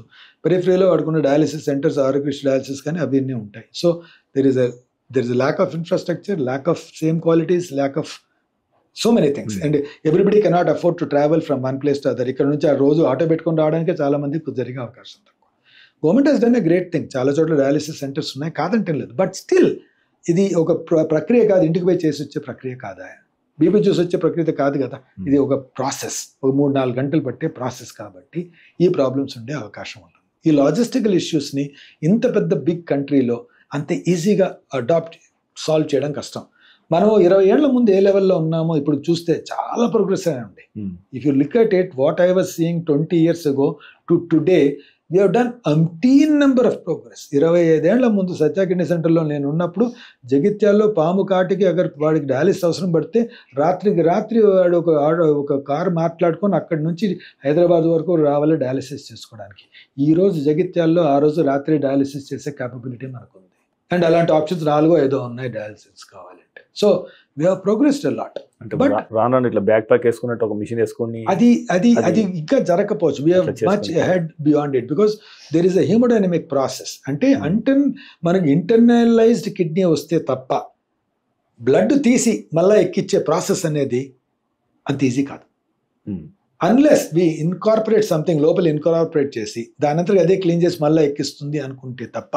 సో ఇంటర్నలైజ్డ్ కిడ్నీ అనేది జరిగినప్పుడే ఆ ప్రాసెస్ ఈజీ అవుతుంది. అది research in the last 20 years is happening for that. దాని మీద రీసెర్చ్ ఇంకా అవుతానే ఉంది, but we still could not get it. And number 2 ఏమవుతుందంటే కిడ్నీ ట్రాన్స్ప్లాంట్ అనేది is a better option than that complex process అనమాట, other than that. Okay, so third part is the quality of dialysis. హృదయ విదారకంగా ఉంది కాదండి. అంటే దాంట్లో ఏమిటంటే you should understand there is something called quality of dialysis also. A good quality dialysis and ఇన్స్టిట్యూటెడ్ at the right point of time. అంటే ఏ టైంలో కరెక్ట్గా చేయాలో ఆ టైంలో చేయాలి. ఇండియాలో సిచ్యువేషన్ ఎలా ఉంటుందంటే ఎప్పుడైతే చేయాలో అప్పటికన్నా ఒక 2 సంవత్సరాల తర్వాత స్టార్ట్ అవుతుంది. అప్పటికే ఆ పేషెంట్లో చాలా మార్పులు జరిగిపోతాయి. సో రైట్ పాయింట్ ఆఫ్ టైంలో right sort of a dialysis, quality dialysis at right frequency అనేది చాలా మారుస్తుంది. If you go abroad, suppose మీతో కొన్ని వెస్టర్న్ డెవలప్డ్ కంట్రీస్లో ఎత్తుకుందాం, there people on dialysis last 10 years who are doing extremely well. మీరు చూస్తే వారు డయాలిసిస్ మీద ఉన్నట్లే కనపడదు మీకు. So their quality of dialysis and their institution time are entirely different. So ఆ అబ్జర్వేషన్ మేము కూడా చేస్తున్నాం. ఇప్పుడు మా ఇన్స్టిట్యూషన్లో కొన్ని క్వాలిటీ డయాలిసిస్ ప్రోటోకాల్స్ పెట్టాం. సో అది చేసుకున్న వాళ్ళు చేయలేని వాళ్ళు దెర్ ఇస్ అ డిఫరెన్స్. కొంతమంది ఇక్కడ నుండి ఎక్కడో ఏదో కారణంగా వచ్చి 4 రోజులు డయాలిసిస్ చేసుకొని మళ్ళీ వాళ్ళు అక్కడ వెళ్ళిపోయి మాకు ఇక్కడే బాగుంది, మేము చాలా బెటర్గా ఫీల్ అవుతున్నామని ఇక్కడే ఉండిపోయిన వాళ్ళు చాలా మంది ఉన్నారు. క్వాలిటీ ఆఫ్ డయాలిసిస్ అనేది ఇదేదో మెషిన్ మీద పెట్టేసి మళ్ళీ వాష్ చేసి లాండ్రీ మెషిన్ కాదు ఇది. This no difference. ఇప్పుడు మీరు సింపుల్ ఒక లాండ్రీ మెషిన్ తీసుకున్నా కానీ there are 10 types of laundry machines which different type of thing. కొన్ని గుడ్డల్ని కాపాడతాయి, కొన్ని గుడ్డల్ని కాపాడలేదు. So don't equate every dialysis as single. ఈ డయాలిసిస్ లో కూడా quality dialysis makes a difference. So అది అందరికీ అల్లపూట కరెక్ట్ టైముల్లో కరెక్ట్ ఫ్రీక్వెన్సీలో ఇవ్వగలుగుతాము అనేది మళ్ళా లాజిస్టికల్ ఇష్యూస్ దీంట్లో ఉంటాయి. Cost, what is the reimbursement, whether it is feasible or not, ఇవన్నీ క్వాలిటీ కన్స్ట్రెయింట్స్ వస్తాయి అన్నమాట. Quality versus cost constraints. So ఇది ఒక కాంప్లెక్స్ ప్రాసెస్, దీన్ని ఆన్సర్ చేయడం కష్టం. బట్ క్లుప్తంగా చెప్పడం అంటే a good quality dialysis started the right opportunistic time and in a good frequency, good quality of life is assured. మనం ప్రతిదాన్ని విన్నప్పుడు ప్రారంభంలో గుర్తించడానికి ప్రివెంటివ్ టెస్ట్లు కావాలి మనకు, లేదా లక్షణాలు మనం ప్రారంభంలో గుర్తించాలి. So what are that preventive test and మనకు టైం లైన్ ఏంటి, ఎన్ని సంవత్సరాలకు లేదా ప్రతి సంవత్సరమా, ఏ ఇయర్ నుంచి చేయించుకుంటే బాగుంటుంది, ఏమేమి టెస్ట్లు చేయించుకోవాలి? అలా కాదండి, అంటే బేసిక్గా మనము లక్షణాలైనా సరే నిజమే, కానీ అట్లా కాదు. మనం కిడ్నీ గురించి ఆలోచించుకోండి. ఈ విషయంలో ఏంటంటే ప్రతి ఒక్కరు వచ్చేసి కిడ్నీ గురించి ఏం చేయాలంటారు. ఇప్పుడు హార్ట్ డాక్టర్ పోయారు అనుకో, హార్ట్ గురించి ఏం చేయాలంటారు. లివర్ డాక్టర్ పోతే లివర్ గురించి ఏం చేయాలి, ఇలా ఆలోచించకూడదు. It's a holistic way. ఒక హ్యూమన్ ఎలా ఉండాలి అనేది మనము in fact we overdo many things in India because we don't have a constraint. మన దగ్గర లిమిటింగ్ లేదు. ఎవరు అడగరు నేను టెస్ట్లు చేయించుకోవాలనుకోండి, డయాగ్నోస్టిక్ సెంటర్కి పోతే చేసేస్తాడు. ప్రపంచంలో ఎక్కడ చేయరారా, unless there is a prescription of certain drugs and that prescription should justify why you are rating it. That insurance కూడా ఇవ్వదు. మన దాంట్లో ఏంటి, నువ్వు డబ్బులు కడతావా, నీకు ప్రిస్క్రిప్షన్ అవసరం లేదు, నువ్వే పోయి చేయించేసుకోవచ్చు. కానీ దాంట్లో రిలవెన్స్ ఉండదు. మీరు చూస్తే నేను చెప్తాను, ఇప్పుడు మాస్టర్ హెల్త్ చెకప్ చేయిస్తాం, రోజుకు ఒక 10,000 మాస్టర్ హెల్త్ చెకప్ చేయించుకోండి. దాంట్లో పికప్ రేట్ ఆఫ్ అబ్నార్మాలిటీ ఎంత ఉంటుందండి? 0.01%. అంతకన్నా ఎక్కువ ఉంటే చెప్పండి. So is it economically viable? కాదు కదా. ఇప్పుడు ఆ 1% ఆఫ్ మాస్టర్ హెల్త్ చెకప్స్లో పట్టుకునే 0.1% పట్టుకునే అబ్నార్మాలిటీస్ని మనము పట్టుకున్నంత మాత్రాన are we changing the whole humanity our survival patterns? లేదే, వీ స్టిల్ డూ. ఇప్పుడు సాఫ్ట్వేర్ కంపెనీ నుంచి చేస్తారు, వాడికి 20 ఏళ్ళు ఉంటాయి, 25 ఏళ్ళు ఉంటాయి, వాడికి 150 టెస్టులు చేస్తారు. అసలు 25 ఏళ్లలో మనకు ఆ పికప్ రేట్ ఎందుకు చేస్తున్నారనే దానికి రిలవెన్స్ ఉండదు. Why they are doing it అనే దానికి అర్థం ఉండదు. సరే, రీజనింగ్ ఉండాలి ఏదన్నా ఈ టెస్ట్లు. కానీ if you really want to test somebody, you have to SIT down with the patient. వాడి పుట్టు పూర్వోత్తరాలు, వాడి ఫ్యామిలీ హిస్టరీ, వాళ్ళ ఫాదర్స్ ఏమి ఉన్నాయి, వాళ్ళకి ఏం జబ్బులు ఉన్నాయి, మదర్కి ఏం జబ్బు ఉన్నింది, పేరెంట్స్ ఇది చిన్నమ్మలు వాళ్ళందరికీ ఏం జబ్బులు ఉన్నాయి, తాతలకి ఏం జబ్బులు ఉన్నాయి, అమ్మమ్మకి ఏం జబ్బు ఉంది, వాళ్ళలో ఏమన్నా జబ్బులు ఉన్నాయా, క్యాన్సర్ లాంటివి ఉన్నాయా, హెరిటరీ క్యాన్సర్స్ ఉన్నాయా, వాళ్ళలో నీ పరిస్థితి ఏంటి, నువ్వు ఎలాంటి పని చేస్తున్నావు, నువ్వు ఫర్నేసెస్ దగ్గర పని చేస్తున్నావా, స్ట్రెస్ ఎంత లెవెల్లో ఉంది, నీకు ఎలాంటి ప్రాబ్లమ్స్ రావచ్చు, ఈ అనాలిసిస్ చేసి ఆ రోజు నువ్వు రాసుకోవాలి. ఈ టెస్టులు చేసుకుంటే నీలో జబ్బులు ఉండే అవకాశం ఉంది. You're under tremendous stress, family history of hypertension ఉంది, హార్ట్ డిసీజ్ ఉంది, నీకు హైపర్ టెన్షన్ బీపీ చెక్ చేసుకోవాలి, ఈసీజీ చేసుకోవాల్సిన అవసరం రావచ్చు. నీలో ఫ్యామిలీ హిస్టరీ ఆఫ్ డయాబెటీస్ ఉంది, నీ బ్లడ్ షుగర్ అవసరం, హెచ్బిఏవన్సీ చేయించుకోవాలి. నువ్వు సెడెంటరీ లైఫ్ ఉన్నావు, ఓవర్ వెయిట్ ఉన్నావు, నువ్వు లిపిడ్స్ చేయించుకోవాలి. సో మనం ఆ అనాలిసిస్ ఇవ్వటం లేదు. So anything need to be picked up, you need to pick up with a clinical base, not by randomness. ర్యాండమ్నెస్లో పికప్ చేయడం అనేది too expensive proposition. That's what I'm trying to say. This is a randomness అనేది ఎక్కువ అయిపోయింది ఇప్పుడు, ఎందుకంటే test have become very easy, people get the test very very easily. అంటే వాళ్ళని కూడా అన్ని కూడా లేదు సార్. అంటే కొంతమంది ఇప్పుడు డ్యాన్స్ చేస్తూ కుప్పకూలిని క్లాస్ రూమ్లో గుండెపోటు, పిల్లల్లో విద్యార్థుల్లో అసలు అబ్నార్మల్ డెత్ జరుగుతున్నాయి కదా. సో అది ఒక రకమైన ప్యానిక్ క్రియేట్ చేస్తుంది. నో, అది నిజమే కాదంటే. నేనేమంటున్నానంటే రైట్ ఫ్రమ్ బిగినింగ్, అంటే ఇది పబ్లిక్ హెల్త్ డేటా అంటారండి. బేసికలీ ఏంటంటే మనలో ప్రాబ్లం ఏంటంటే the population is so much, we cannot have that this thing. Public health data ఏంటంటే every human being has got his own data. మన డేటా ప్రాక్టికలీ స్పీకింగ్, మీకు test చేసాం 10 ఏళ్ల ముందు, మీ దగ్గర ఉంది ఆ టెస్ట్, మీకే గుర్తులేదు, మీకు వాల్యూ గుర్తుంటుంది, ఆ రిపోర్ట్ ఉండదు, అది ఎక్కడ చేయించామో తెలియదు, దాని ఎవిడెన్స్ లేదు. సో ఈ డేటా అనేది కరెక్ట్గా మనం ఇది చేస్తే you don't need to work it out. మనమే వర్కౌట్ చేయాల్సిన అవసరం లేదు. టుమారో యువర్ ఏ అల్గోరిథం, నీవు ఏరియా నుంచి వచ్చావు, మీ ఇంట్లో వీళ్ళందరూ ఉన్నారు, వీళ్ళ జబ్బులు ఉన్నాయి, అది ఒకటి ఫీడ్ చేస్తే చాలు. AI algorithms are there today to tell you what are the tests you require. So దానివల్ల ఏమవుతుందంటే your pickup rate will go up higher. ఈరోజు ఏం చేస్తున్నాం, మనం ఒక లిస్ట్ ఆఫ్ టెస్ట్ రాస్తున్నాం, ఈ లిస్ట్ ఆఫ్ టెస్ట్లోనే మనం చేయగలుగుతున్నాం, అంతకు బియాండ్ పైన కింద మనం చేయలేకపోతున్నాం.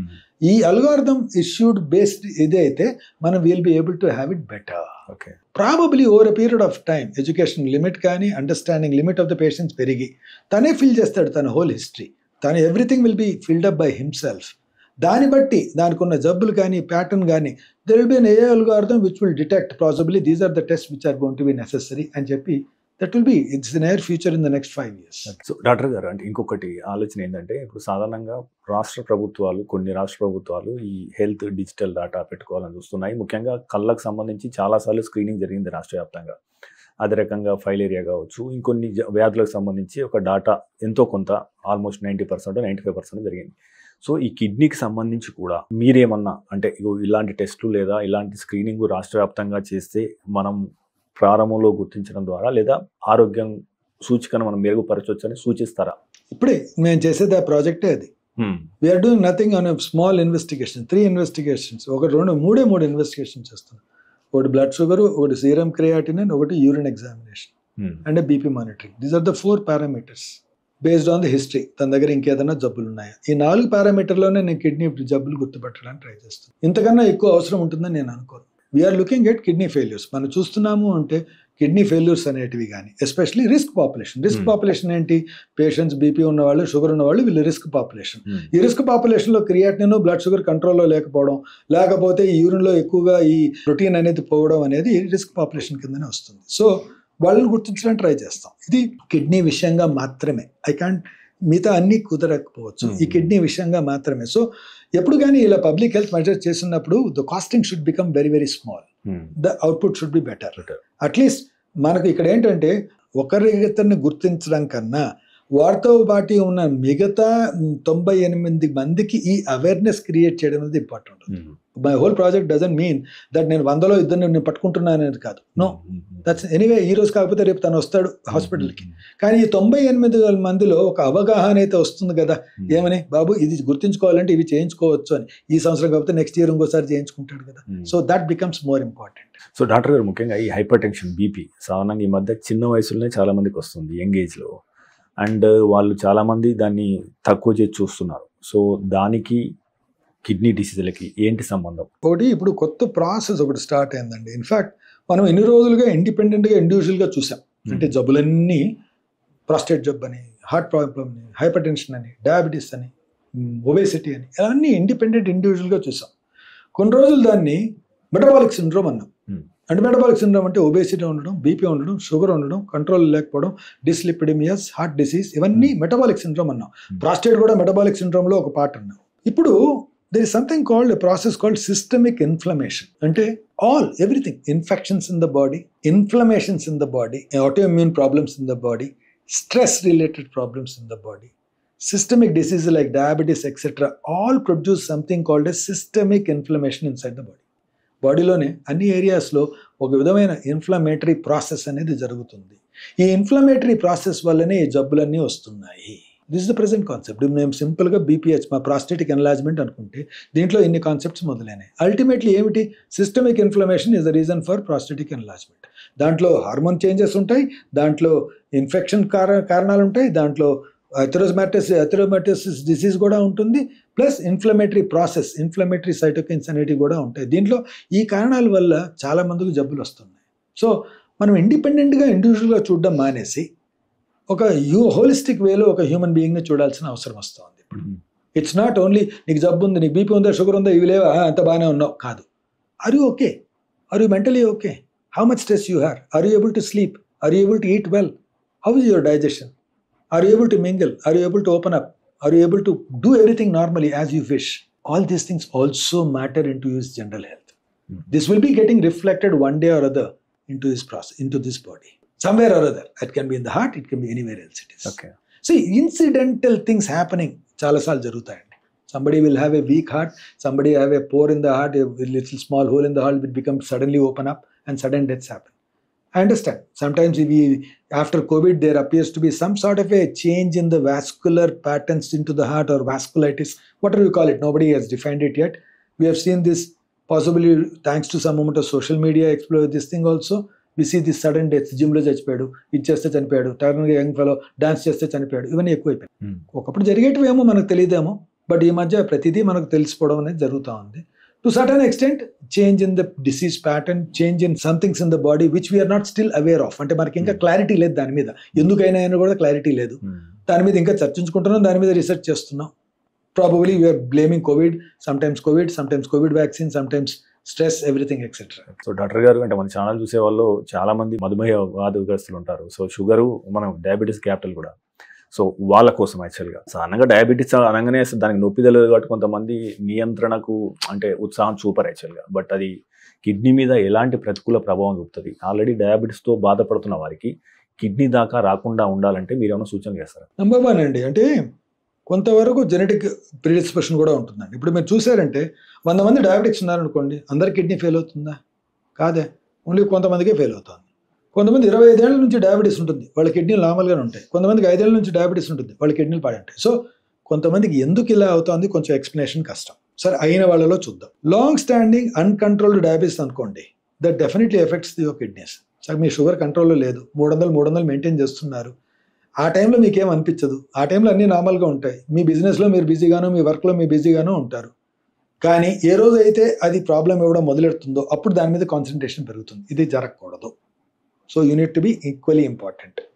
ఒకసారి కిడ్నీ మీద ఎఫెక్ట్ పడింది అని తిరగడం జరిగింది అంటే అది earliest detection is by doing a urine examination. యూరిన్లో ప్రోటీన్ అనేది పాస్ అవుతుంది అంటే that is indicator of diabetic nephropathy అంట. డయాబెటీస్ వల్ల కిడ్నీ చెడిపోవడానికి ఫస్ట్ నిదర్శనం అదే. మనం చాలా రోజులు అది కూడా గుర్తించాం. చాలా మంది అసలు షుగర్ చెక్ చేసుకుంటారు కానీ యూరిన్లో ప్రోటీన్ పోతుందా లేదు కూడా చెక్ చేసుకోరు, చాలా మంది చేయను చేయరు. సో అదొక ప్రాసెస్ అనుకుందాం. ఒకసారి కిడ్నీ ఎఫెక్ట్ అయిన తర్వాత క్రియాటినిన్ 2 వచ్చింది, 2 వచ్చేసరికి ఏమైంది, 50% ఆఫ్ ద కిడ్నీ పోయినట్టే కదా. సో ఆ 2 నుండి ఇంకా ప్రాసెస్ అనేది ఇది జగన్నాథ రజక్రాల్ లాంటిది. ఇది ఒకసారి మొదలైంది అంటే దీన్ని వెనక్కి తీసుకురావడం కుదిరే పని కాదు. మనం జరిగిందంతా ఏం చేయగలుగుతాం, నీ షుగర్ కంట్రోల్లో ఉంచుకొని, నీ బీపీ ఎస్పెషలీ బీపీ కంట్రోల్లో ఉంచుకొని ఈ ప్రాసెస్ని ఇంకొంచెం డిలే చేయగలుగుతామే తప్ప వెనక్కి తీసుకునే అవకాశం లేదు. కానీ ఇవన్నీ రియాక్షన్స్ ఎప్పుడు జరుగుతాయి, 50-60% కిడ్నీలు పాడైపోయిన తర్వాత ఇప్పుడు మనం అంతా దాని మీద కాన్సన్ట్రేట్ చేసి దాన్ని వెనక్కి తేవడానికి ట్రై చేద్దాము అని అనుకునే అవకాశం జరుగుతూ ఉంటుంది. ఇక్కడే ప్రాబ్లం వస్తుంది. సో అర్లీ డిటెక్షన్ మీద ఉండదు.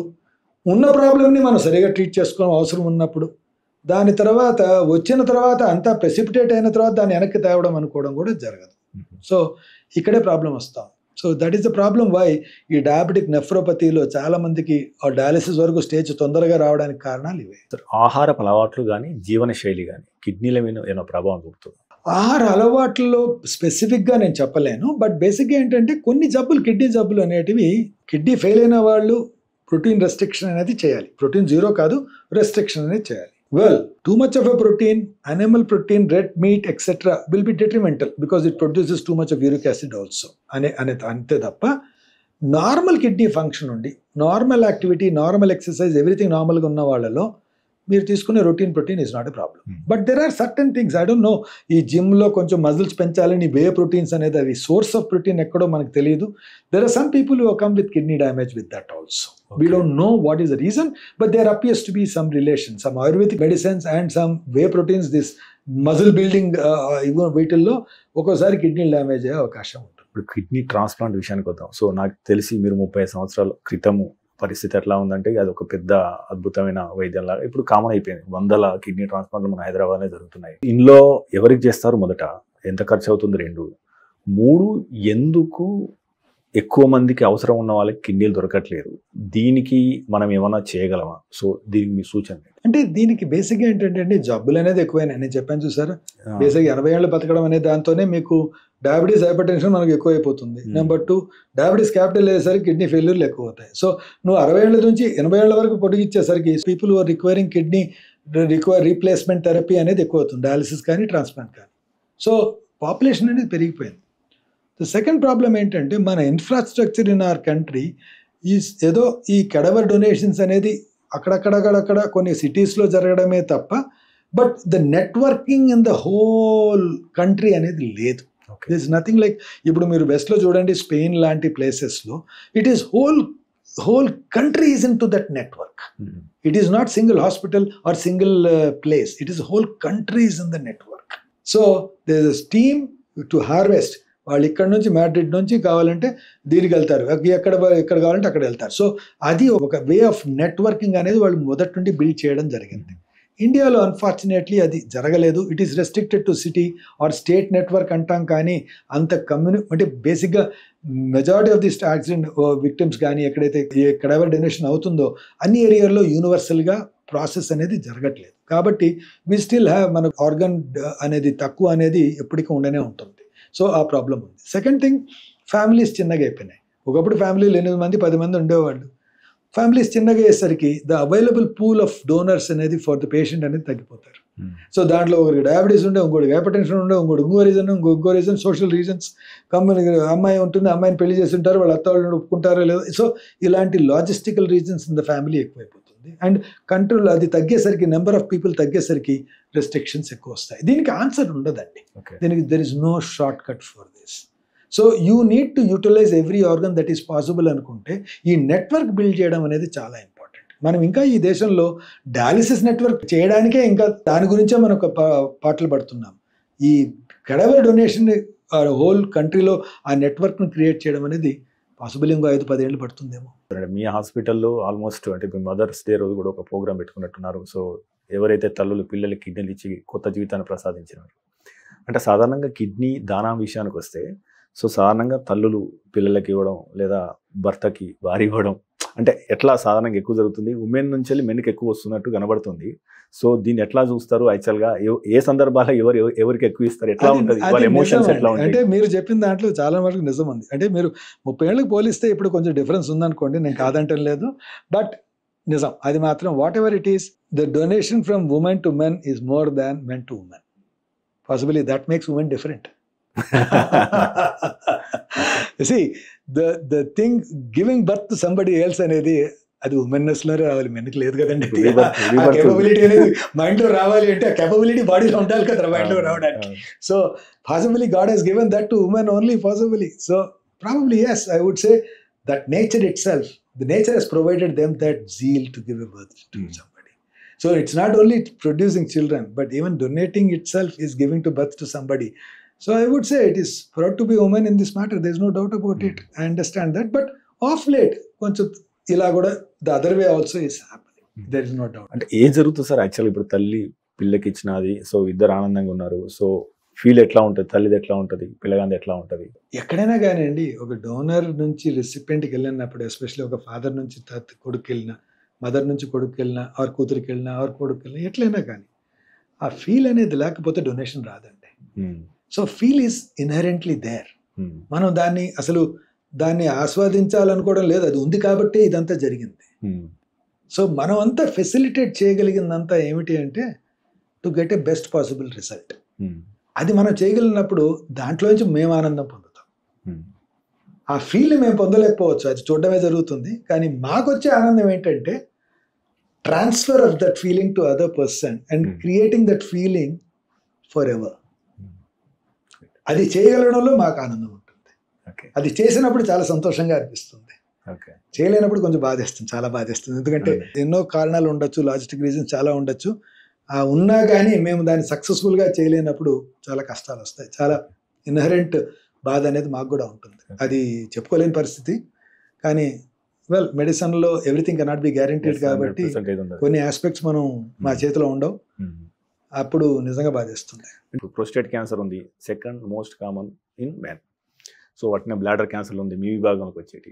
ఇవి నిజంగా మనం ఉన్న జీవనశైలికి, తినే ఆహారానికి పెరుగుతున్నాయి ఆ కేసులు, లేదా మీరు అన్నట్టు 50% people come for the preventive టెస్ట్లు ఉంది, దానివల్ల పెరుగుతున్నాయి అట్లా అంటారా? అది కూడా అంటే ఇప్పుడు మనం 3 క్యాన్సర్లు చూద్దామండి.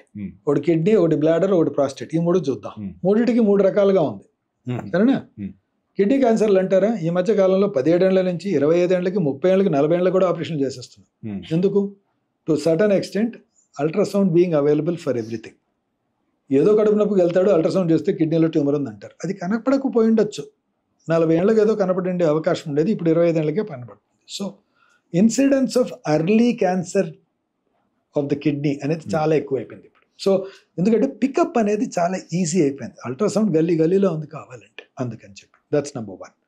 Bladder cancer to certain extent, eating styles and smoking. Still smoking is one of the things. Lung elano, cancer bladder ela. So both are independently linked to smoking.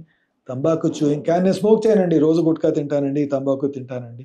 So both are equally dangerous. So bladder cancer dani valla avutundi. Eating habits, non-veg and these things. The last is prostate cancer. Prostate cancer lo 2 issues which is cropping up. Number 1, jeevana vidhanam anedi 80 ఏళ్ల వరకు ఉండిపోయింది ఇప్పుడు. So chance of picking up a cancer prostate is very high. ఎందుకంటే ఎక్కువ రోజులు బతికా ఉంటే cancer ఉండే అవకాశం ఎక్కువ ఉంటుంది. నెంబర్ 2, ఇప్పుడు ఈ కొత్తగా వచ్చిన పిఎస్ఏ వాల్యూతో రేపొద్దున ప్రాస్టేట్ క్యాన్సర్తో చనిపోయిన వాడికి కూడా ప్రాస్టేట్ క్యాన్సర్ ఉందని ముందే పికప్ అయిపోవడం, వాడికి ట్రీట్మెంట్ చేయడం జరిగిపోతాం. సో దీన్ని మనం మార్చలేం. ఎందుకంటే ఉన్నవాడికి తెలుస్తుంది ఆ బాధ ఏమిటో. మనం వెనకాల నుంచి చేరి నీకు అవసరం లేదు, నీవు దీనివల్ల చావు అన్నా కానీ ఏమో నీకు తెలుసా, నేను చచ్చే అవకాశం ఉంది కదా అని వాడు అనుకునే అవకాశం ఎక్కువగా ఉంటుంది. సో 1 is ఇది మాత్రం ఎర్లీ డిటెక్షన్ ఒక ప్రాబ్లం. రెండో problem, you are living for 85 years, so you are bound to have a cancer prostate. It's an age related change after 75. So ఈ దీంట్లోంచి అయితే తప్పించుకోవడం. 85 ఏళ్ళు బతికామంటే క్యాన్సర్ ప్రాస్టేట్ నుండి తప్పించుకునే అవకాశం తక్కువ. అంతలోపల ఈ డాక్టర్ చూడకుండా, నీకు పిఎస్ఏ చేయకుండా ఉండి, లేకపోతే నువ్వు మాస్టర్ చెకప్ చేసుకోకుండా ఉంటే అప్పుడు బతికిపోతావు. లేకపోతే చేసుకున్నా ఉంటే అది పికప్ అయ్యే అవకాశం ఎక్కువ. సో వీటిల్లో ఈ ప్రాస్టేట్ క్యాన్సర్ ఎక్కువైపోయింది. Life style has changed your bladder cancer, early detection has changed your kidney cancer. So we end up in treating more cancers now. Early cancer అయ్యేసరికి లిమిటెడ్గా దాన్ని ఆపరేట్ చేసి మిగతా ఆర్గాన్ని సేవ్ చేయడం ఎక్కువ అవుతుంది. ఇంతకుముందు కిడ్నీ క్యాన్సర్ అంటే కిడ్నీలు తీసేసేవాళ్ళం. ఇప్పుడు కిడ్నీ తీసే అవకాశం ఉంటే, కిడ్నీ ప్రిజర్వ్ చేసే అవకాశం ఉంటే దాన్ని అలా ఉంచే అవకాశం ఎక్కువగా ఉంటుంది. So we started doing robotic surgery to do only removal of the tumour and keeping the kidney. So వాడు 20 ఏళ్లలో కిడ్నీ తీసేస్తే ఇంకో 60 ఏళ్లలో ఇంకో కిడ్నీలో ట్యూమర్ రాదని గ్యారంటీ ఏంటి? So we don't no. So early detection is one reason why we are picking up. Longer life is one reason why we are picking up. Some certain extent మనకు ఈ life స్టైల్లో smoking అనేది కొంచెం తగ్గింది పబ్లిక్లో. But other challenges మనకే తెలియదు కానీ మన ఈటింగ్ హ్యాబిట్స్లో కానీ so many things which we're eating, we don't know what is happening. I can't analyse each and everything, but probably those are the reasons why adding to our cells as reasons for having a cancer. So నేను 30 ఏళ్ల ముందుకు చూసుకుంటే 3 పెరిగాయి, 3 తగ్గాను, 3 పెరిగాయి. సరే doctor గారు, అయితే మనకు యూరాలజీ విభాగంలో, so I think you are the right person because you have 35 years experience and you founded a hospital speciality, so 500 beds. అంటే గత 30 సంవత్సరాలుగా యూరాలజీలో ఎలాంటి మార్పులు సంభవించాయి టెక్నాలజీ విషయంలో? వచ్చే 10 to 15 ఇయర్స్లో మీరు ఏం ఊహిస్తున్నారు? అంటే ఏ విభాగంలో ఎలాంటి మార్పులు వచ్చే అవకాశం ఉంది? అది మీరు వైద్యం చేసే విధానాన్ని సమూలంగా మార్చనుందా? That's true. అంటే ఒకటండి, 2 విషయాలండి which change the whole thing in the recent past. Number 1 is awareness in the public.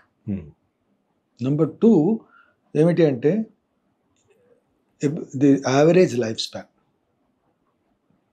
I still remember 35 ఏళ్ళ ముందు ప్రాక్టీస్ చేసేటప్పుడు ఏదైనా జబ్బు బాగా టెర్మినల్గా ఉందనుకోండి, 65 ఏళ్ళు 67 ఏళ్ళు అయితే పేషెంట్లు అనేవాళ్ళు, డాక్టర్ గారు అయిపోయింది, ఈయన పరవద్దులుదామండి, 65 అయిపోయింది, ఆయన చాలా వయసు ఎక్కువ అయిపోయింది. అదే ఈరోజు చెప్పలే. 65 ఈజ్ మిడిల్ ఏజ్ కిందనే లెక్క, 85 ఈజ్ ఓకే అప్పుడు ఓల్డ్ అనుకునే అవకాశం. సో ద హోల్ షిఫ్ట్ ఎంత అయిపోయింది అంటే దట్ మీన్స్ వాట్, ఒక 30 ఏళ్ళ life of patients has added to the pool. మనకు పాపులేషన్ పెరగడమే కాకుండా వాళ్ళలో ప్రతి ఒక్కరిలోనూ ఒక 30 ఏళ్ళు 20 ఏళ్ళ జీవితం అనేది యాడ్ అయిపోతా ఉంది పూల్లోకి to treat. That's number 1. Number 2, awareness of the people about the disease. And మీరు చూసారంటే, మీరు జోక్ అనుకోకండి, ఇది నిజమే. అది మీరు ఒక డయాగ్నోస్టిక్ సెంటర్కి వెళ్ళండి, దాంట్లో 30 మంది మాత్రమే జబ్బును ఉన్న వాళ్ళు ఉంటారు, మిగతా 70 మంది వాళ్ళు జబ్బు లేదు కదా అని చెక్ చేసుకునే దానికి ఎక్కువ ఉంటారు. Am I right or wrong? Say, let us be take 50%, if not I am 70, 50% అండి. ఎనీబడి, నాకు జబ్బు లేదు కదా అని తెలుసుకునే వాళ్ళే ఎక్కువ ఉంటారు, 50 మంది మాత్రం జబ్బు ఉంది కదా నేను ట్రీట్మెంట్ చేసుకోవాలి, నేను ఇలాంటి వాళ్ళకి. So this is what is awareness. So the amount of people requiring treatment or expecting treatment or evaluations or treatment అనేది ఎక్కువైపోయింది. ఇది ఒక ప్రాసెస్, ఇది స్వతహాగా జరిగింది, ఏమి జరగకుండానే. అంటే ఏమి టెక్నాలజీ ఇవి దానికి సంబంధం లేదు, ఇవి స్వతహా జరిగిపోయింది అనుకుందాం. సెకండ్ థింగ్ ఏమైపోయింది అంటే technology, evolution of technology. Evolution అంటే ఇప్పుడు ఒక సింపుల్గా ఎగ్జాంపుల్ చెప్తాను. ఒక ప్రాస్టేట్ ఉందండి. ఒకప్పుడు ప్రాస్టేటిక్ ఎన్లార్జ్మెంట్ ఉన్నవాడికి యూరిన్ అయిపోయినప్పుడు ఆపరేషన్ చేసి ప్రాస్టేట్ తీసేవాడు, వాడు యూరిన్ పాస్ చేసుకున్నాడు. ఇది 50 ఏళ్ల సంగతి. దాని తర్వాత ఆ ప్రాస్టేట్ తీయడానికి దాని తర్వాత ఎండోస్కోపిక్ సర్జరీ వచ్చింది, దాని తర్వాత లేజర్స్ అనేటివి వచ్చాయి, దాని తర్వాత కొన్ని రోజులు ఆపరేషన్ అవసరం లేదు, మందులతో సరిపోతుందని మందులు వచ్చాయి. ఇన్ఫ్యాక్ట్ ఫార్మా కంపెనీస్లో కొన్ని $1 బిలియన్ వచ్చింది ఆ మందుల మీదే. సరే, ఆ మందులు కొన్ని రోజులు నడిచాయి. దాని తర్వాత ఇప్పుడు మందులు కూడా ఎక్కువ రోజులు వేసుకోవాల్సి వస్తుంది. వీళ్ళు 20 ఏళ్ళు 30 ఏళ్ళు బతుకుతున్నారు కదా, ఈ 20 ఏళ్ళ వరకు మందులు వేసుకుంటే ఎట్లా, ఆల్టర్నేటివ్ ఏమైనా ఉందో ఆపరేషన్ లేకుండా ఇప్పుడు కొత్తగా వాటర్ వేపర్ థెరపీలు, యూరో లిఫ్ట్ ప్లస్ రెజ్యూమ్ అని ఈ ట్రీట్మెంట్లన్నీ వచ్చాయి. సరే, నెక్స్ట్ స్టెప్ ఏమంటారా, రేపొద్దున మీ బ్లడ్ టెస్ట్ చేసి మీరు 30 ఏళ్ళగా ఉన్నప్పుడు మీ జెనెటిక్ టెస్టింగ్ చేసి మీలో బీపీహెచ్ అంటే ప్రాస్టేట్ పెరిగే అవకాశం ఉందా లేదా, అవకాశం మీకు 50 ఏళ్ళు వచ్చిన తర్వాత అవకాశం ఉంది, ఆ అవసరం ఉంది అని అనిపించినప్పుడు స్పెసిఫిక్గా ఇంకా పెరగకుండా 50 ఏళ్ళకే ఒక జెనెటిక్ మ్యానిపులేషన్ లేకపోతే ఏదో మందులు ఇవ్వడం చేసి అది రాకుండా చూసుకోవడం అనేది జరిగే అవకాశం ఉంది. So it's an evolution of technology. It's not only in treating the disease, treatment of the డిసీజే కాకుండా ప్రిడిక్టింగ్ ద డిసీజ్ అనేది ఫ్యూచర్ అయిపోతా ఉంది, and manipulating to prevent the disease అనేది ఇంకా నెక్స్ట్ ఫ్యూచర్ అయిపోతుంది. So these are the 2 things which will change the way of treatment in the near future. జబ్బులు మారవండి, జబ్బులవే, మనిషి అదే, మనకున్న ఆర్గన్స్ అవే, మనకున్న జబ్బులవే అవే ఉంటాయి, కానీ దాన్ని ట్రీట్ చేసే విధానం అనేది మారిపోతుంది.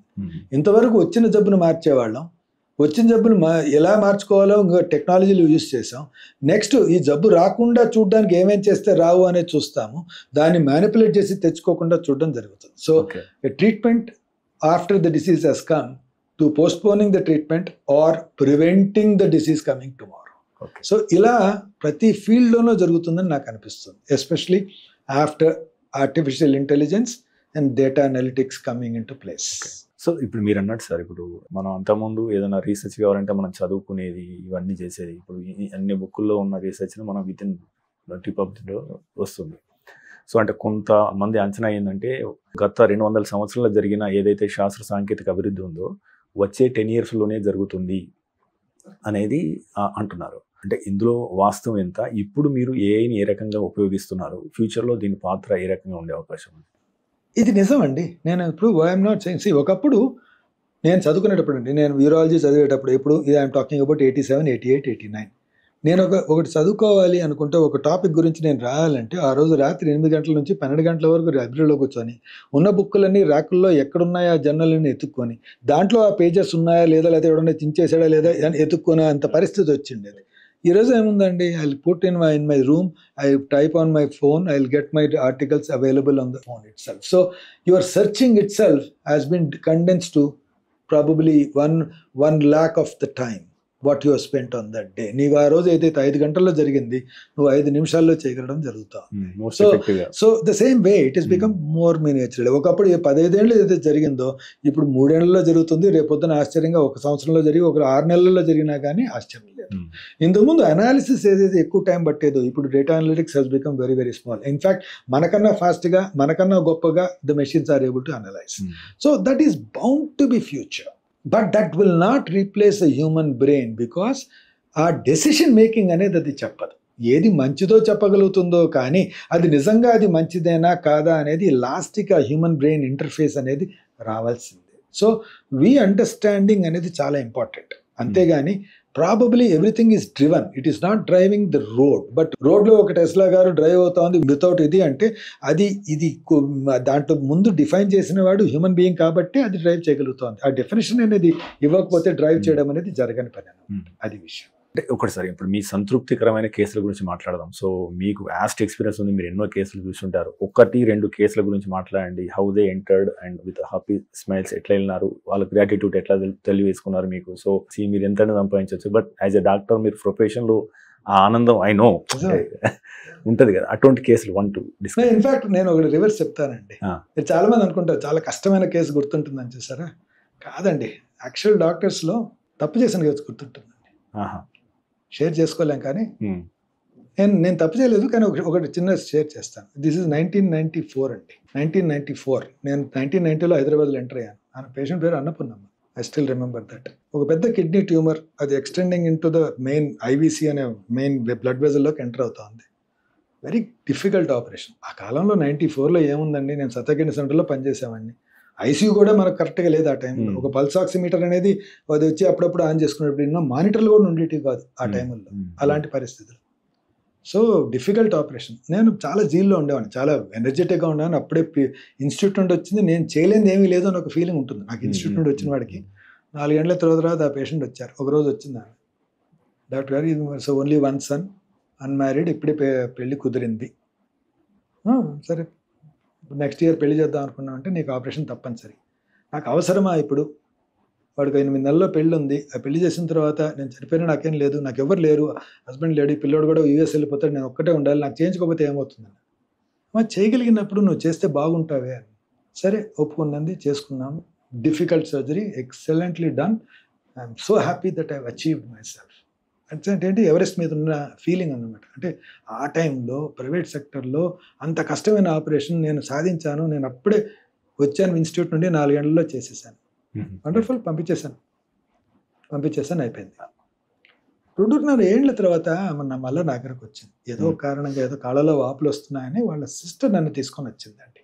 ఆమె రాగానే వచ్చి నన్ను షీ స్టార్టెడ్ అబ్యూజింగ్ మీ. అసలు నీ వల్లే నాకు ఇంత జరిగింది, నేను ఆ రోజే చెప్పాను నాకు ఆపరేషన్ చేయొద్దని చెప్పి. నాకు ముందు అర్థం కాలేదు. అంత మంచి ఆపరేషన్ అంత బాగా చేశానే, నువ్వు బతుకున్నావు, ఇంకా నువ్వు అంత పెద్ద కిడ్నీ క్యాన్సర్ అది, నువ్వు బతుకున్నావే అని చెప్పేసి. అన్ఫార్చునేట్లీ దెన్ షీ అక్కడ బళ్ళో నేడుస్తూ ఉంటే ఆమె సిస్టర్ ఆమెను బయటకు తీసుకెళ్ళిపో అని చెప్పేసి, ఆయమ్మ వీల్ చైర్లో ఉంటే ఆమె తీసుకెళ్ళిపోయింది. నేను ఆమె సిస్టర్ని అడిగాను, ఏమైందమ్మా అసలు ఏంటి, అసలు నాకు ఏమాత్రం అర్థం కావట్లేదు అని చెప్పేసి. సో ఆమె సిస్టర్ అనింది, డాక్టర్ గారు మీకు తెలుసా మీ వాళ్ళ అబ్బాయి వచ్చాడు. అవును, ఆ అబ్బాయికి 8 నెలల తర్వాత పెళ్ళి అనింది అని అనింది. అంటే అవునండి, పెళ్లి చేశారు, అంతా బాగానే ఉంది. ఇద్దరు హనుమాన్కి అని చెప్పి బెంగళూరు నుంచి డ్రైవ్లో వెళ్తున్నారు ముదుమలై ఫారెస్ట్ ఏరియాలో. They had an accident, they both died. So ఆ బాధ అనుభవిస్తున్నా ఎక్కువ రోజు. నేను ఆ రోజు అనుకున్నాను, వాట్ అంటే ఆ రోజు తను ఏదో ఒక విధంగా అనింది, నేను నన్ను ఎందుకు చేయడం ఇప్పుడు నాకు అని చెప్పి. So what she was talking about is, నేను ఈరోజు లేకుండా ఉన్నా కానీ నాకు బాధ ఉండేది కాదు, నేను ఉంచి నన్ను బాధ పెట్టుతున్నాను నన్ను. But as a doctor your duty is to so where you see we are trying to create something good. But ఆ సంథింగ్ గుడ్ అనేది క్రియేట్ చేయడానికి చాలా తోడ్పడాల్సి వస్తుందండి. There so many factors which have to come together and then only the good happens. మనం అనుకున్న good వేరే. నేను ఒక డాక్టర్గా వీడికి చాలా బాగా చేశాను నేను అనుకుంటే సరిపోదు. నేను చెప్పొచ్చేది ఏంటంటే every doctor things I have done a great thing.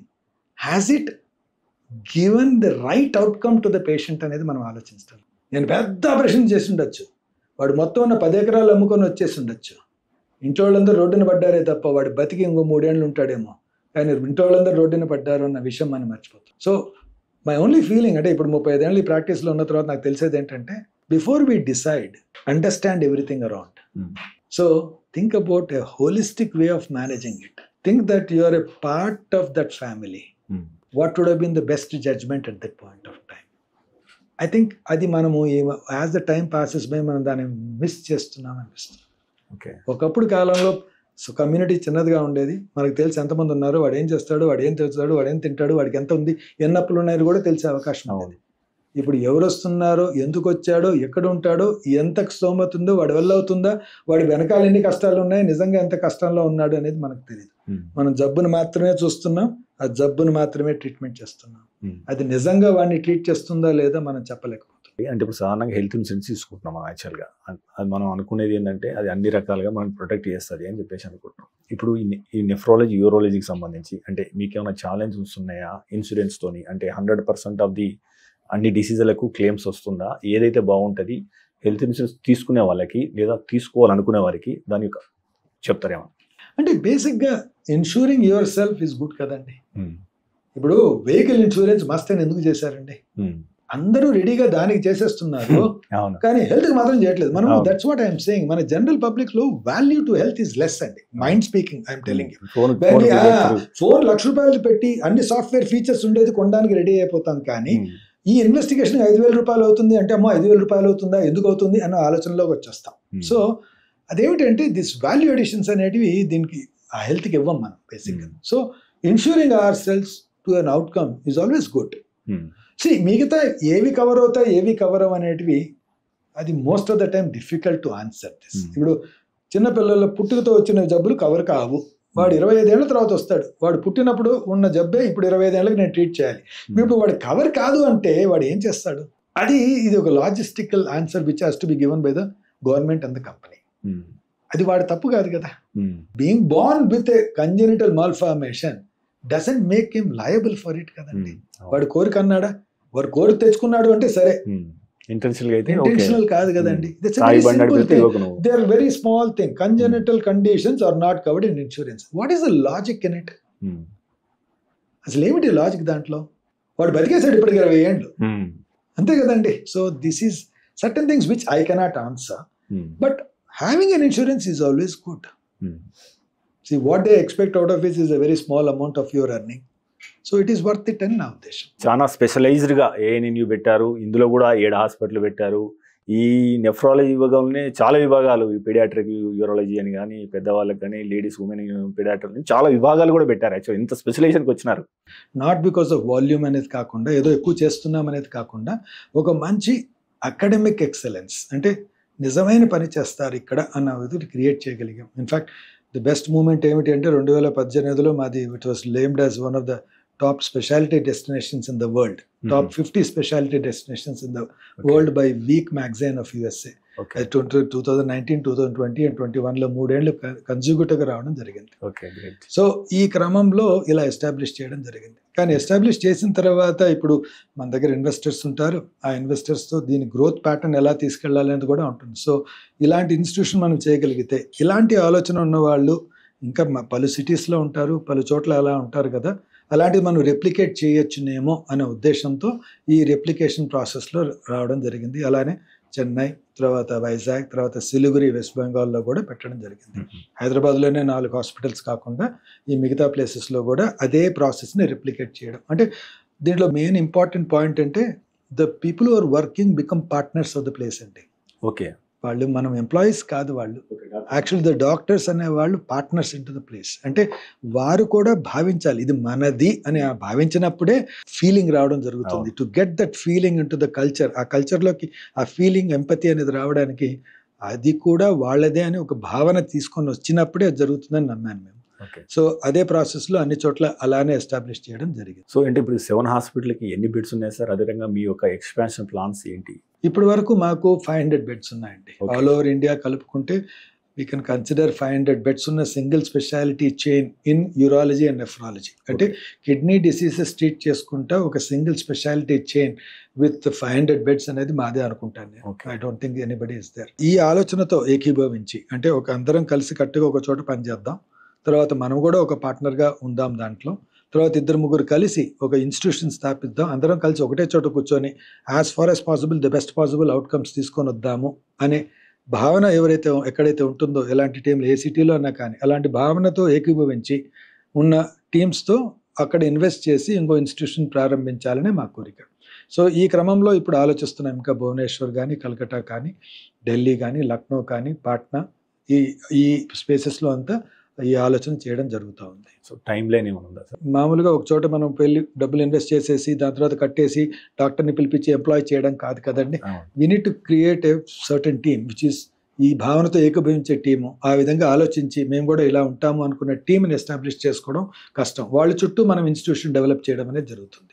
So నా ఉద్దేశంలో నెక్స్ట్ 2-3 years లోపల ఇంకొక 6-7 ఇన్స్టిట్యూషన్స్ తయారవుతాయని చెప్పి నేను అనుకుంటాను. సార్ ఇప్పుడు సాధారణంగా మీరు హాస్పిటల్ స్థాపించారు. సో బ్రహ్మాండమైన స్పెషలైజేషన్, ఆ స్పెషలైజేషన్లో మళ్ళీ సబ్ స్పెషలైజేషన్స్ను క్రియేట్ చేశారు. సో ఒక స్థాయికి వెళ్ళిన తర్వాత అంటే for your expansion plans investors తీసుకున్నారు. AHH ఏదైతే ఉందో సో మీ ఇన్వెస్టర్, సో అంటే ఎంత డిల్యూట్ చేశారు సార్? ఎట్లా ఉంది ఆఫ్టర్ డిల్యూషన్? అంటే బేసిక్గా అండి, ఎప్పుడైనా కానీ ఇలాంటి భావన కలిగి మనం ఏదైతే ఇన్స్టిట్యూషన్గా స్టార్ట్ చేయడం జరుగుతుందో that's we'll call it as startup అనుకుందాం. దీన్ని కంప్యూటర్ సాఫ్ట్వేర్ టర్మినాలజీలో స్టార్టప్ అంటారు. అన్ని సహజంగా మనకు అది బాగా వెలిగిపోతుంది, స్టార్టప్ పరంగానే అర్థమైపోతుంది. So mine was a startup. ఎందుకంటే నేను భావించింది ఏమిటి, ఒక 4 కలిసి ఒక చోట కూర్చొని 24 గంటలు అక్కడే కూర్చొని పనిచేసి వాళ్ళ క్యాపబిలిటీస్ని బెస్ట్ పాసిబుల్ వేలో దాన్ని అప్లై చేయగలిగితే you will be able to create a world class institution. ఇది నా ఐడియా. ఈ ఐడియాని నేను మా పార్ట్నర్ పిసి రెడ్డి గారు ప్లస్ నా team members who believed in me at that time, వాళ్ళందరి చేత నేను దాన్ని ఒక సక్సెస్ఫుల్ వెంచర్గా క్రియేట్ చేయగలిగాను. సో ఈ వెంచర్ని 2-3 చోట్ల రెప్లికేట్ చేయగలిగాను కాబట్టి ఈ భావన ఆర్ ఈ ఐడియా వర్కబుల్ అని మనం అందరూ తెలుసుకోవడం జరుగుతుంది. నేను ఈరోజు దాన్ని నేను ఇంకో 20 చోట్ల చేయాలన్నా కానీ నాకు ఆ బ్యాండ్విడ్త్ సరిపోదు, నాకు ఇన్వెస్ట్మెంట్ సరిపోదు. నేను నమ్ముతాను ఆ విధంగా, కానీ నా భావన నన్ను నమ్ముతాను, అది సక్సెస్ అని రిపీట్ చేశాను. కానీ నేను ఇప్పుడు ఈ బిజినెస్లో ఎంతైతే నేను ఈ వెంచర్లో ఎంతైతే నేను రెవెన్యూని జనరేట్ చేస్తున్నానో దాంతో నేను ఇంత వైడ్గా ఎక్స్పాండ్ చేయడం కుదరదు. నేను ఇంకో 4 హాస్పిటల్స్ 5 హాస్పిటల్స్ చేయాలంటే ఇంకో 10-15 ఏళ్ళు అయ్యే అవకాశం ఉంటుంది. అప్పటి వరకు నేను ఉంటానో లేదో అలాంటి పరిస్థితి ఉంటుంది. సో అలా కాకుండా దాన్ని ఒక వేలోకి తీసుకురావాలి. ఇప్పుడున్న పరిస్థితుల్లో ఇది వర్కబుల్, ఈ సొసైటీకి ఇది అవసరము అనుకున్నప్పుడు మనం అది అవసరం ఉన్నప్పుడే డెలివర్ చేసే క్యాపబిలిటీ రావాలి. ఆ క్యాపబిలిటీ రావాలి అంటే మనకు somebody else has to believe in us, మన మీద నమ్మకం పెట్టి మన మీద ఇన్వెస్ట్ చేయడానికి రెడీగా ఉండాలి. సో ఈ క్రమంలో మాకున్న పాత ఇన్వెస్టర్స్ని తో వాళ్ళని తీసేసుకొని ఇంకా కొంచెం ఇన్వెస్ట్మెంట్ వచ్చేటట్టు తెచ్చి మమ్మల్ని డైల్యూట్ చేసి Asia Healthcare Holdings are holding a majority stake now in the company అనమాట. But they believe in the same process. ఈ భావనని వాళ్ళు అంగీకరిస్తారు. ఈ భావనలోనే ఇంకా మిగతా చోట్ల మనం ఎస్టాబ్లిష్ చేయాలని కోరుకుంటున్నాం. బట్ మోర్ దాన్ దట్ నాకేమిటి అంటే నేను ఒక్కడిగా మా టీమ్ అలోన్గా మాకంత ఆపరేషనల్ ఎక్స్పర్టైజ్ ఆపరేషనల్ ఎక్సలెన్స్ రాదు. 10 చోట్ల నేను నడిపించే కెపబిలిటీ మేము బేసికలీ క్లినిషియన్స్. మేము పేషెంట్స్ ట్రీట్ చేయగలుగుతాం, కానీ ఈ ఆపరేషనల్ ఎక్స్పర్టైజ్ మీద నేను టైం స్పెండ్ చేస్తా కూర్చుంటే నా కోర్ వాల్యూస్ కానీ నా కోర్ కాంపిటెన్సీ నేను వేస్ట్ చేసినట్టు అవుతుంది. సో ఈ ఆపరేషనల్ ఎక్సలెన్స్ ఆపరేషనల్ కాంపిటెన్సీ అంతా అనేది వాళ్ళు నాకు ఇవ్వడం జరుగుతుంది. వాళ్ళ వల్ల ఇది జరగడం జరుగుతుంది. సరే, అంటే మనం ఇప్పుడు ఈ మార్పులు చూస్తా అంటే ఇప్పుడు మ్యాక్స్ విజన్ కావచ్చు, కేర్ కావచ్చు, మిగతా ఏ హాస్పిటల్ అయినా కానీ అంటే ఒక స్థాయికి వచ్చిన తర్వాత కంపల్సరీ అవుతుంది ఏది ఇన్వెస్ట్మెంట్ అవుట్ సైడ్ నుంచి. సో అంటే కొంతమందిలో ఉన్న అభిప్రాయం ఏంటంటే డాక్టర్ స్థాపించిన హాస్పిటల్లో కొన్ని విలువలు ఉంటాయి. సో ఓన్లీ డబ్బే పరమావధిగా ఉండదు, కొన్నిసార్లు మానవతా దృక్పథం ఉంటుంది. సో ఇన్వెస్టర్లు మెజారిటీ అయినప్పుడు డాక్టర్ల రోల్ తగ్గుతుంది కాబట్టి వాళ్ళు ఓన్లీ ఎక్సెల్ షీట్లో నెంబర్స్ మాత్రమే చూసి అంటే లాభమే పరమావధిగా పనిచేస్తారు.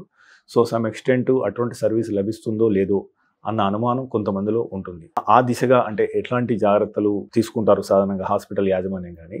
సో ఇక్కడ విలువల విషయంలో అంటే మీరు మొదట స్థాపించినప్పుడు ఎలాంటి విలువలతో స్థాపించారో అలాంటి విలువలే చివరాఖరి వరకు అంటే మీ ఈ 7 హాస్పిటల్ కావచ్చు, మళ్ళీ వచ్చే 7 హాస్పిటల్లో కావచ్చు, సేమ్ విలువలు ఉండడానికి మీరు ఎలాంటి జాగ్రత్తలు తీసుకుంటారు?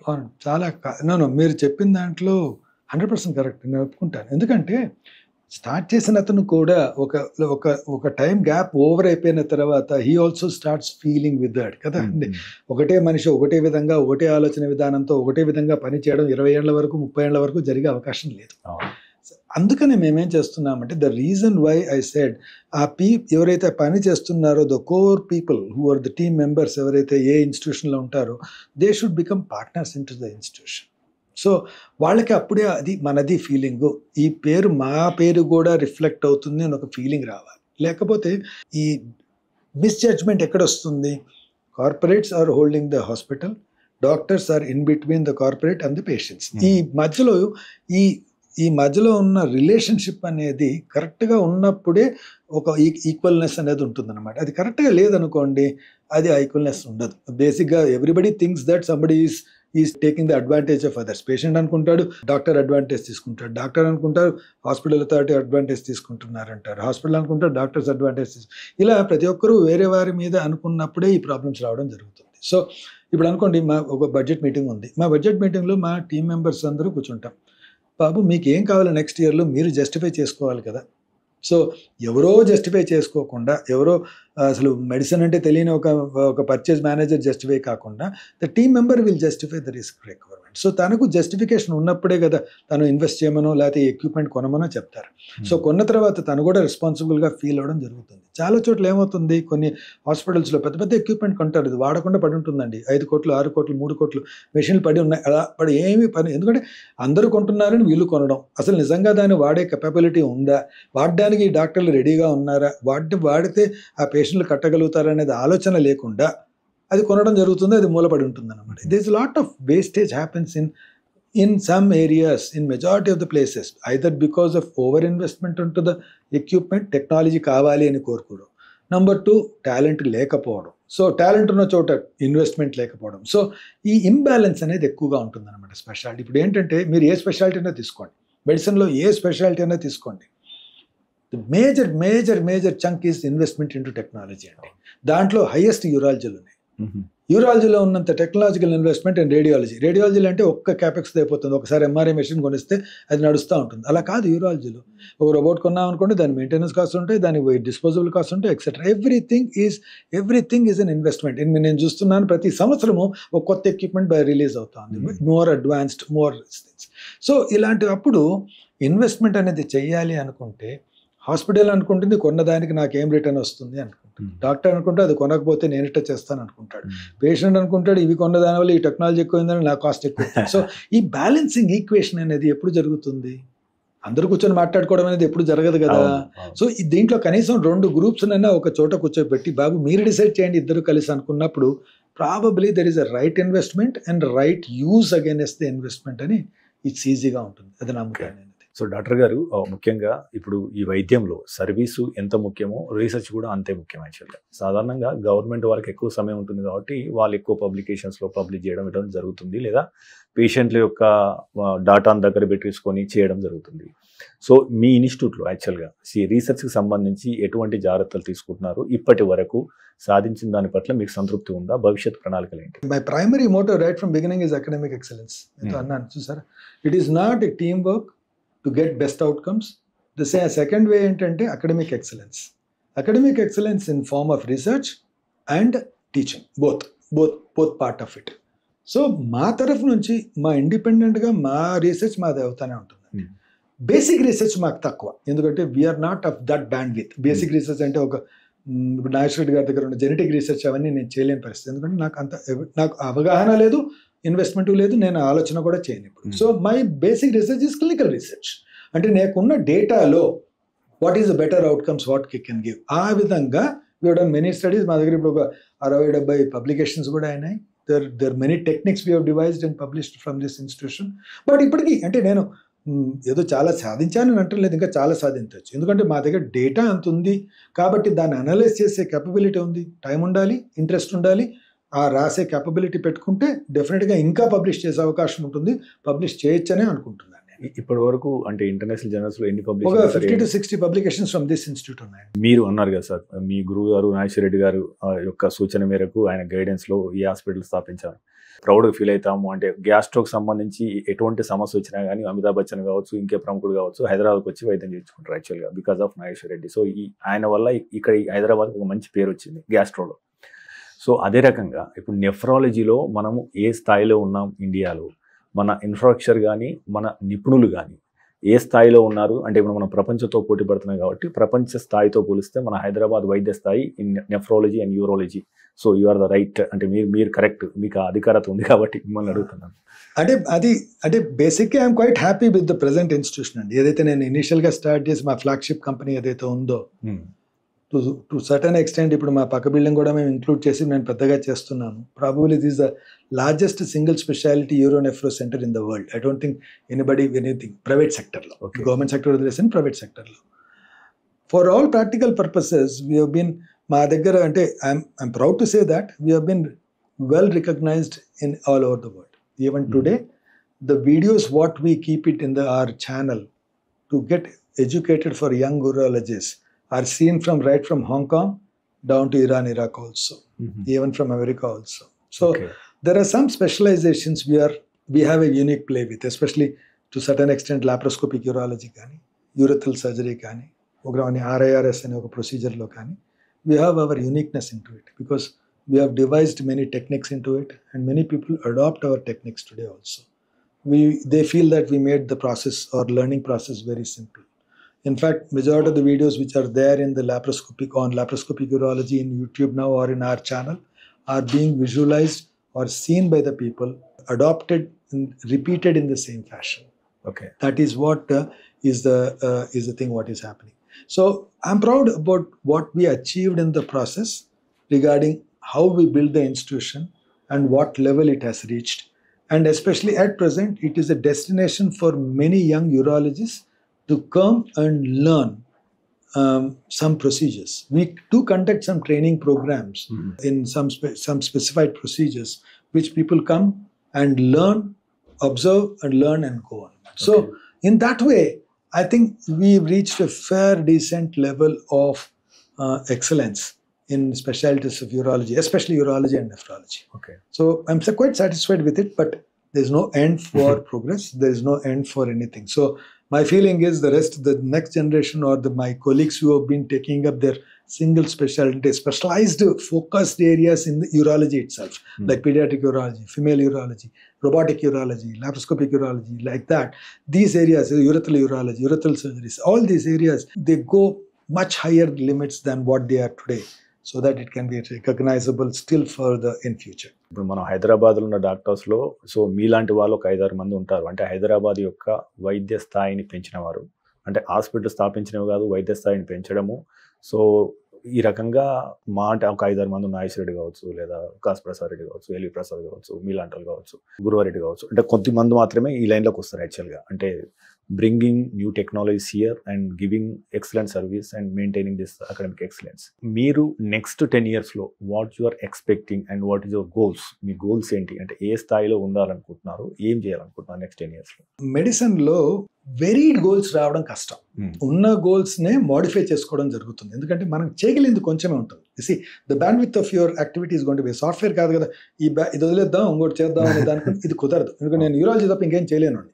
I can't do gastroenterology, I can't do gynecology. So I restrict myself into urology. నేను బిజినెస్ పరంగా నేను ఒకటి చూశాను. So I look at my connects, I look at my abilities to identify clinical teams. మంచి క్లినికల్ టీమ్ని identify చేయడం, వాళ్ళకి మన మెథడాలజీని నచ్చ చెప్పేటట్టు చూసి వాళ్ళు దాంతో ఏకీభవిస్తారా లేదా చూసి, so multiple centres in India అనేది తయారు చేయడం.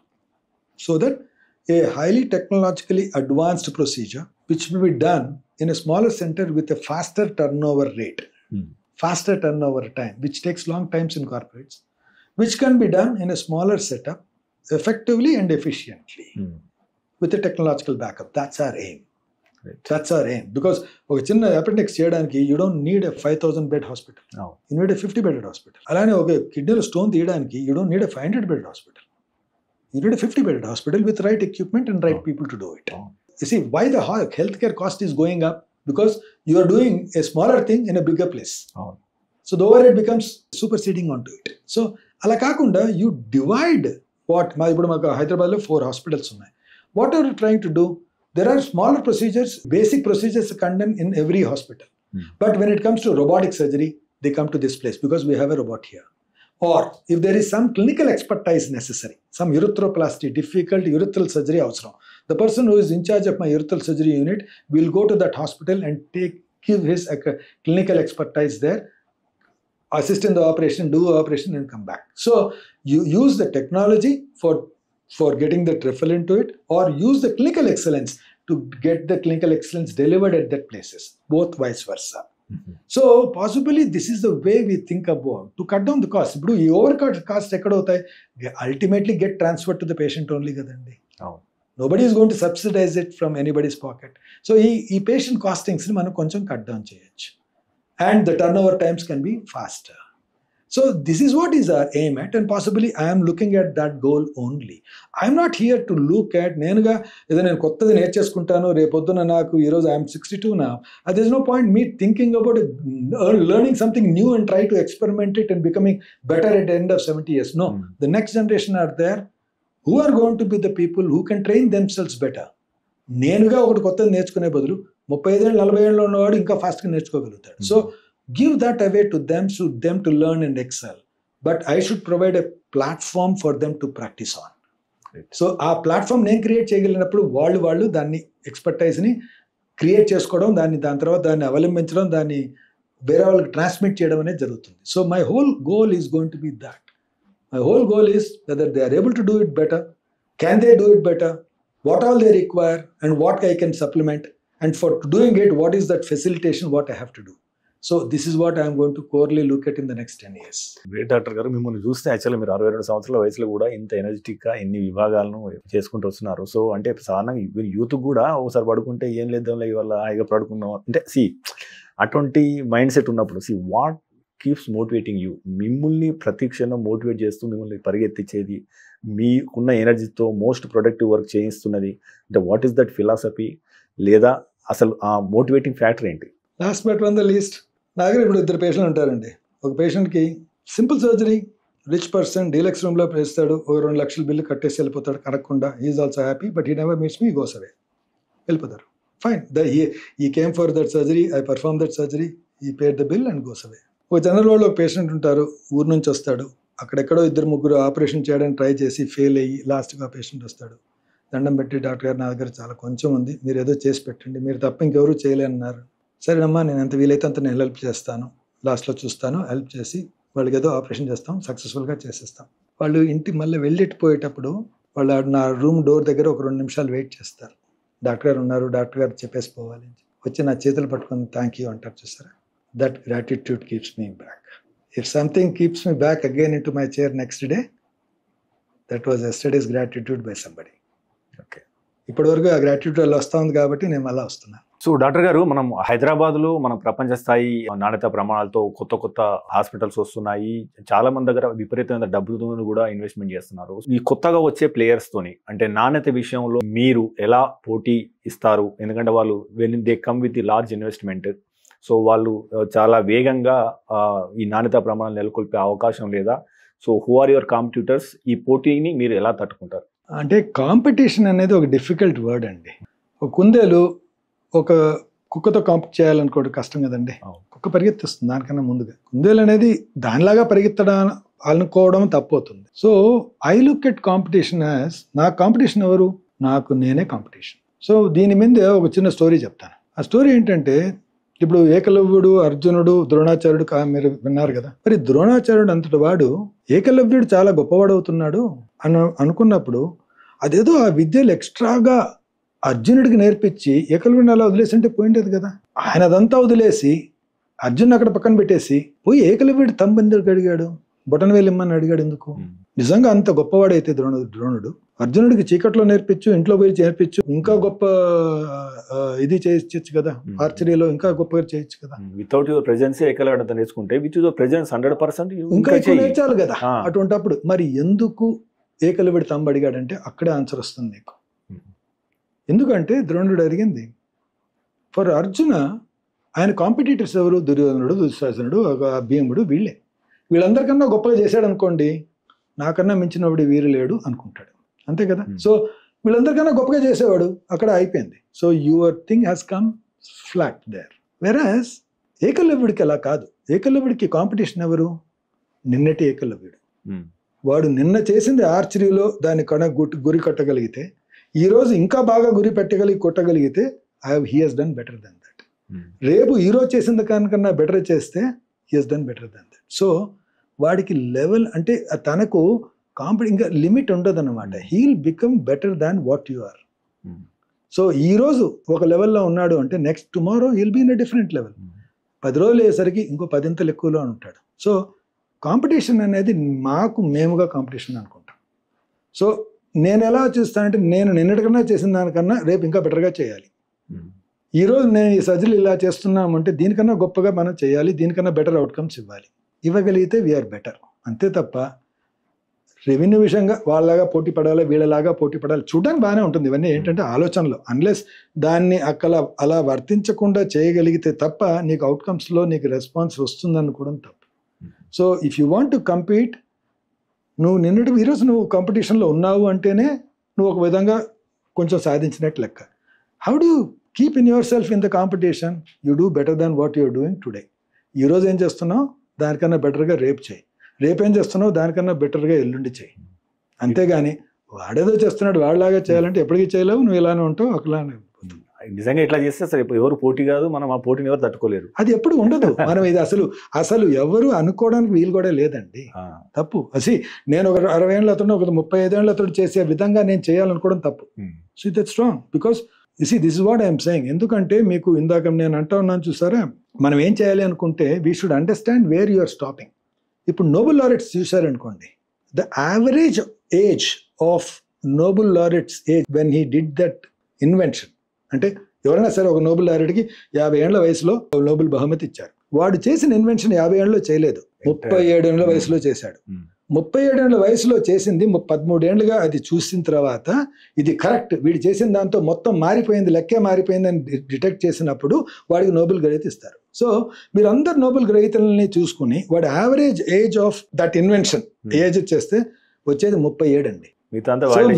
లేదు, 37 ఏజ్ అంటే ఏమిటి? 35-40 ఏజ్లో నీ పెర్ఫార్మెన్స్ అనేది పీక్లో ఉంటుంది. ఓకే. సో నీ పెర్ఫార్మెన్స్ 65 ఏళ్ల వయసులో పీక్లో ఉండదు. సో ఈ పెర్ఫార్మెన్స్ ఇనీషియల్ డేస్లో పీక్గా ఉండేదాన్ని ఫ్లూయిడ్ ఇంటెలిజెన్స్ అంటారు. 40 ఏళ్ల తర్వాత ఉండేది క్రిస్టలైజ్డ్ ఇంటెలిజెన్స్. ఫ్లూయిడ్ ఇంటెలిజెన్స్ అంటే చేయగలిగే కేపబిలిటీ, లేక ఏకలవ్యుడి లాగా చేయగలిగే కేపబిలిటీ. క్రిస్టలైజ్డ్ ఇంటెలిజెన్స్ అంటే ద్రోణుడి లాగా టీచ్ చేసే కేపబిలిటీ, విజ్డమ్. సో మనము నేర్చుకునేటప్పుడు ఈ కాంపిటీషన్లో అనేది ఏంటంటే నువ్వు ఏ లెవెల్లో ఉన్నావు? ఫ్లూయిడ్ ఇంటెలిజెన్స్లో ఉన్నావా, క్రిస్టలైజ్డ్ ఇంటెలిజెన్స్ లెవెల్లో ఉన్నావా? క్రిస్టలైజ్డ్ ఇంటెలిజెన్స్లో ఉన్నావు అంటే ఎవరైతే ఫ్లూయిడ్ ఇంటెలిజెన్స్లో ఉన్న వాళ్ళని నీ దగ్గర పెట్టుకో, నువ్వు సాధించగలుగుతావు. అంతేగాని ఆ ఇంటెలిజెన్స్ పెట్టుకొని 35 ఏళ్ల వాళ్ళలాగా నేను సాధించాలనుకోవడం తప్పవుతుంది. So it's a combination of factors. So compete చేయాలి అంటే ఫస్ట్ ఆఫ్ ఆల్ నువ్వు నీకన్నా బెటర్ అవ్వాలి. నీకన్నా బెటర్ కావాలంటే నీ సత్తాతో బెటర్ అవుతావా, మిగతా వాళ్ళ హెల్ప్ నీకు కావాలన్నా, లేకపోతే నీకు బెటరా, ఒక టీమ్గా బెటరా అనేది నువ్వు డిసైడ్ చేసుకోవాలి.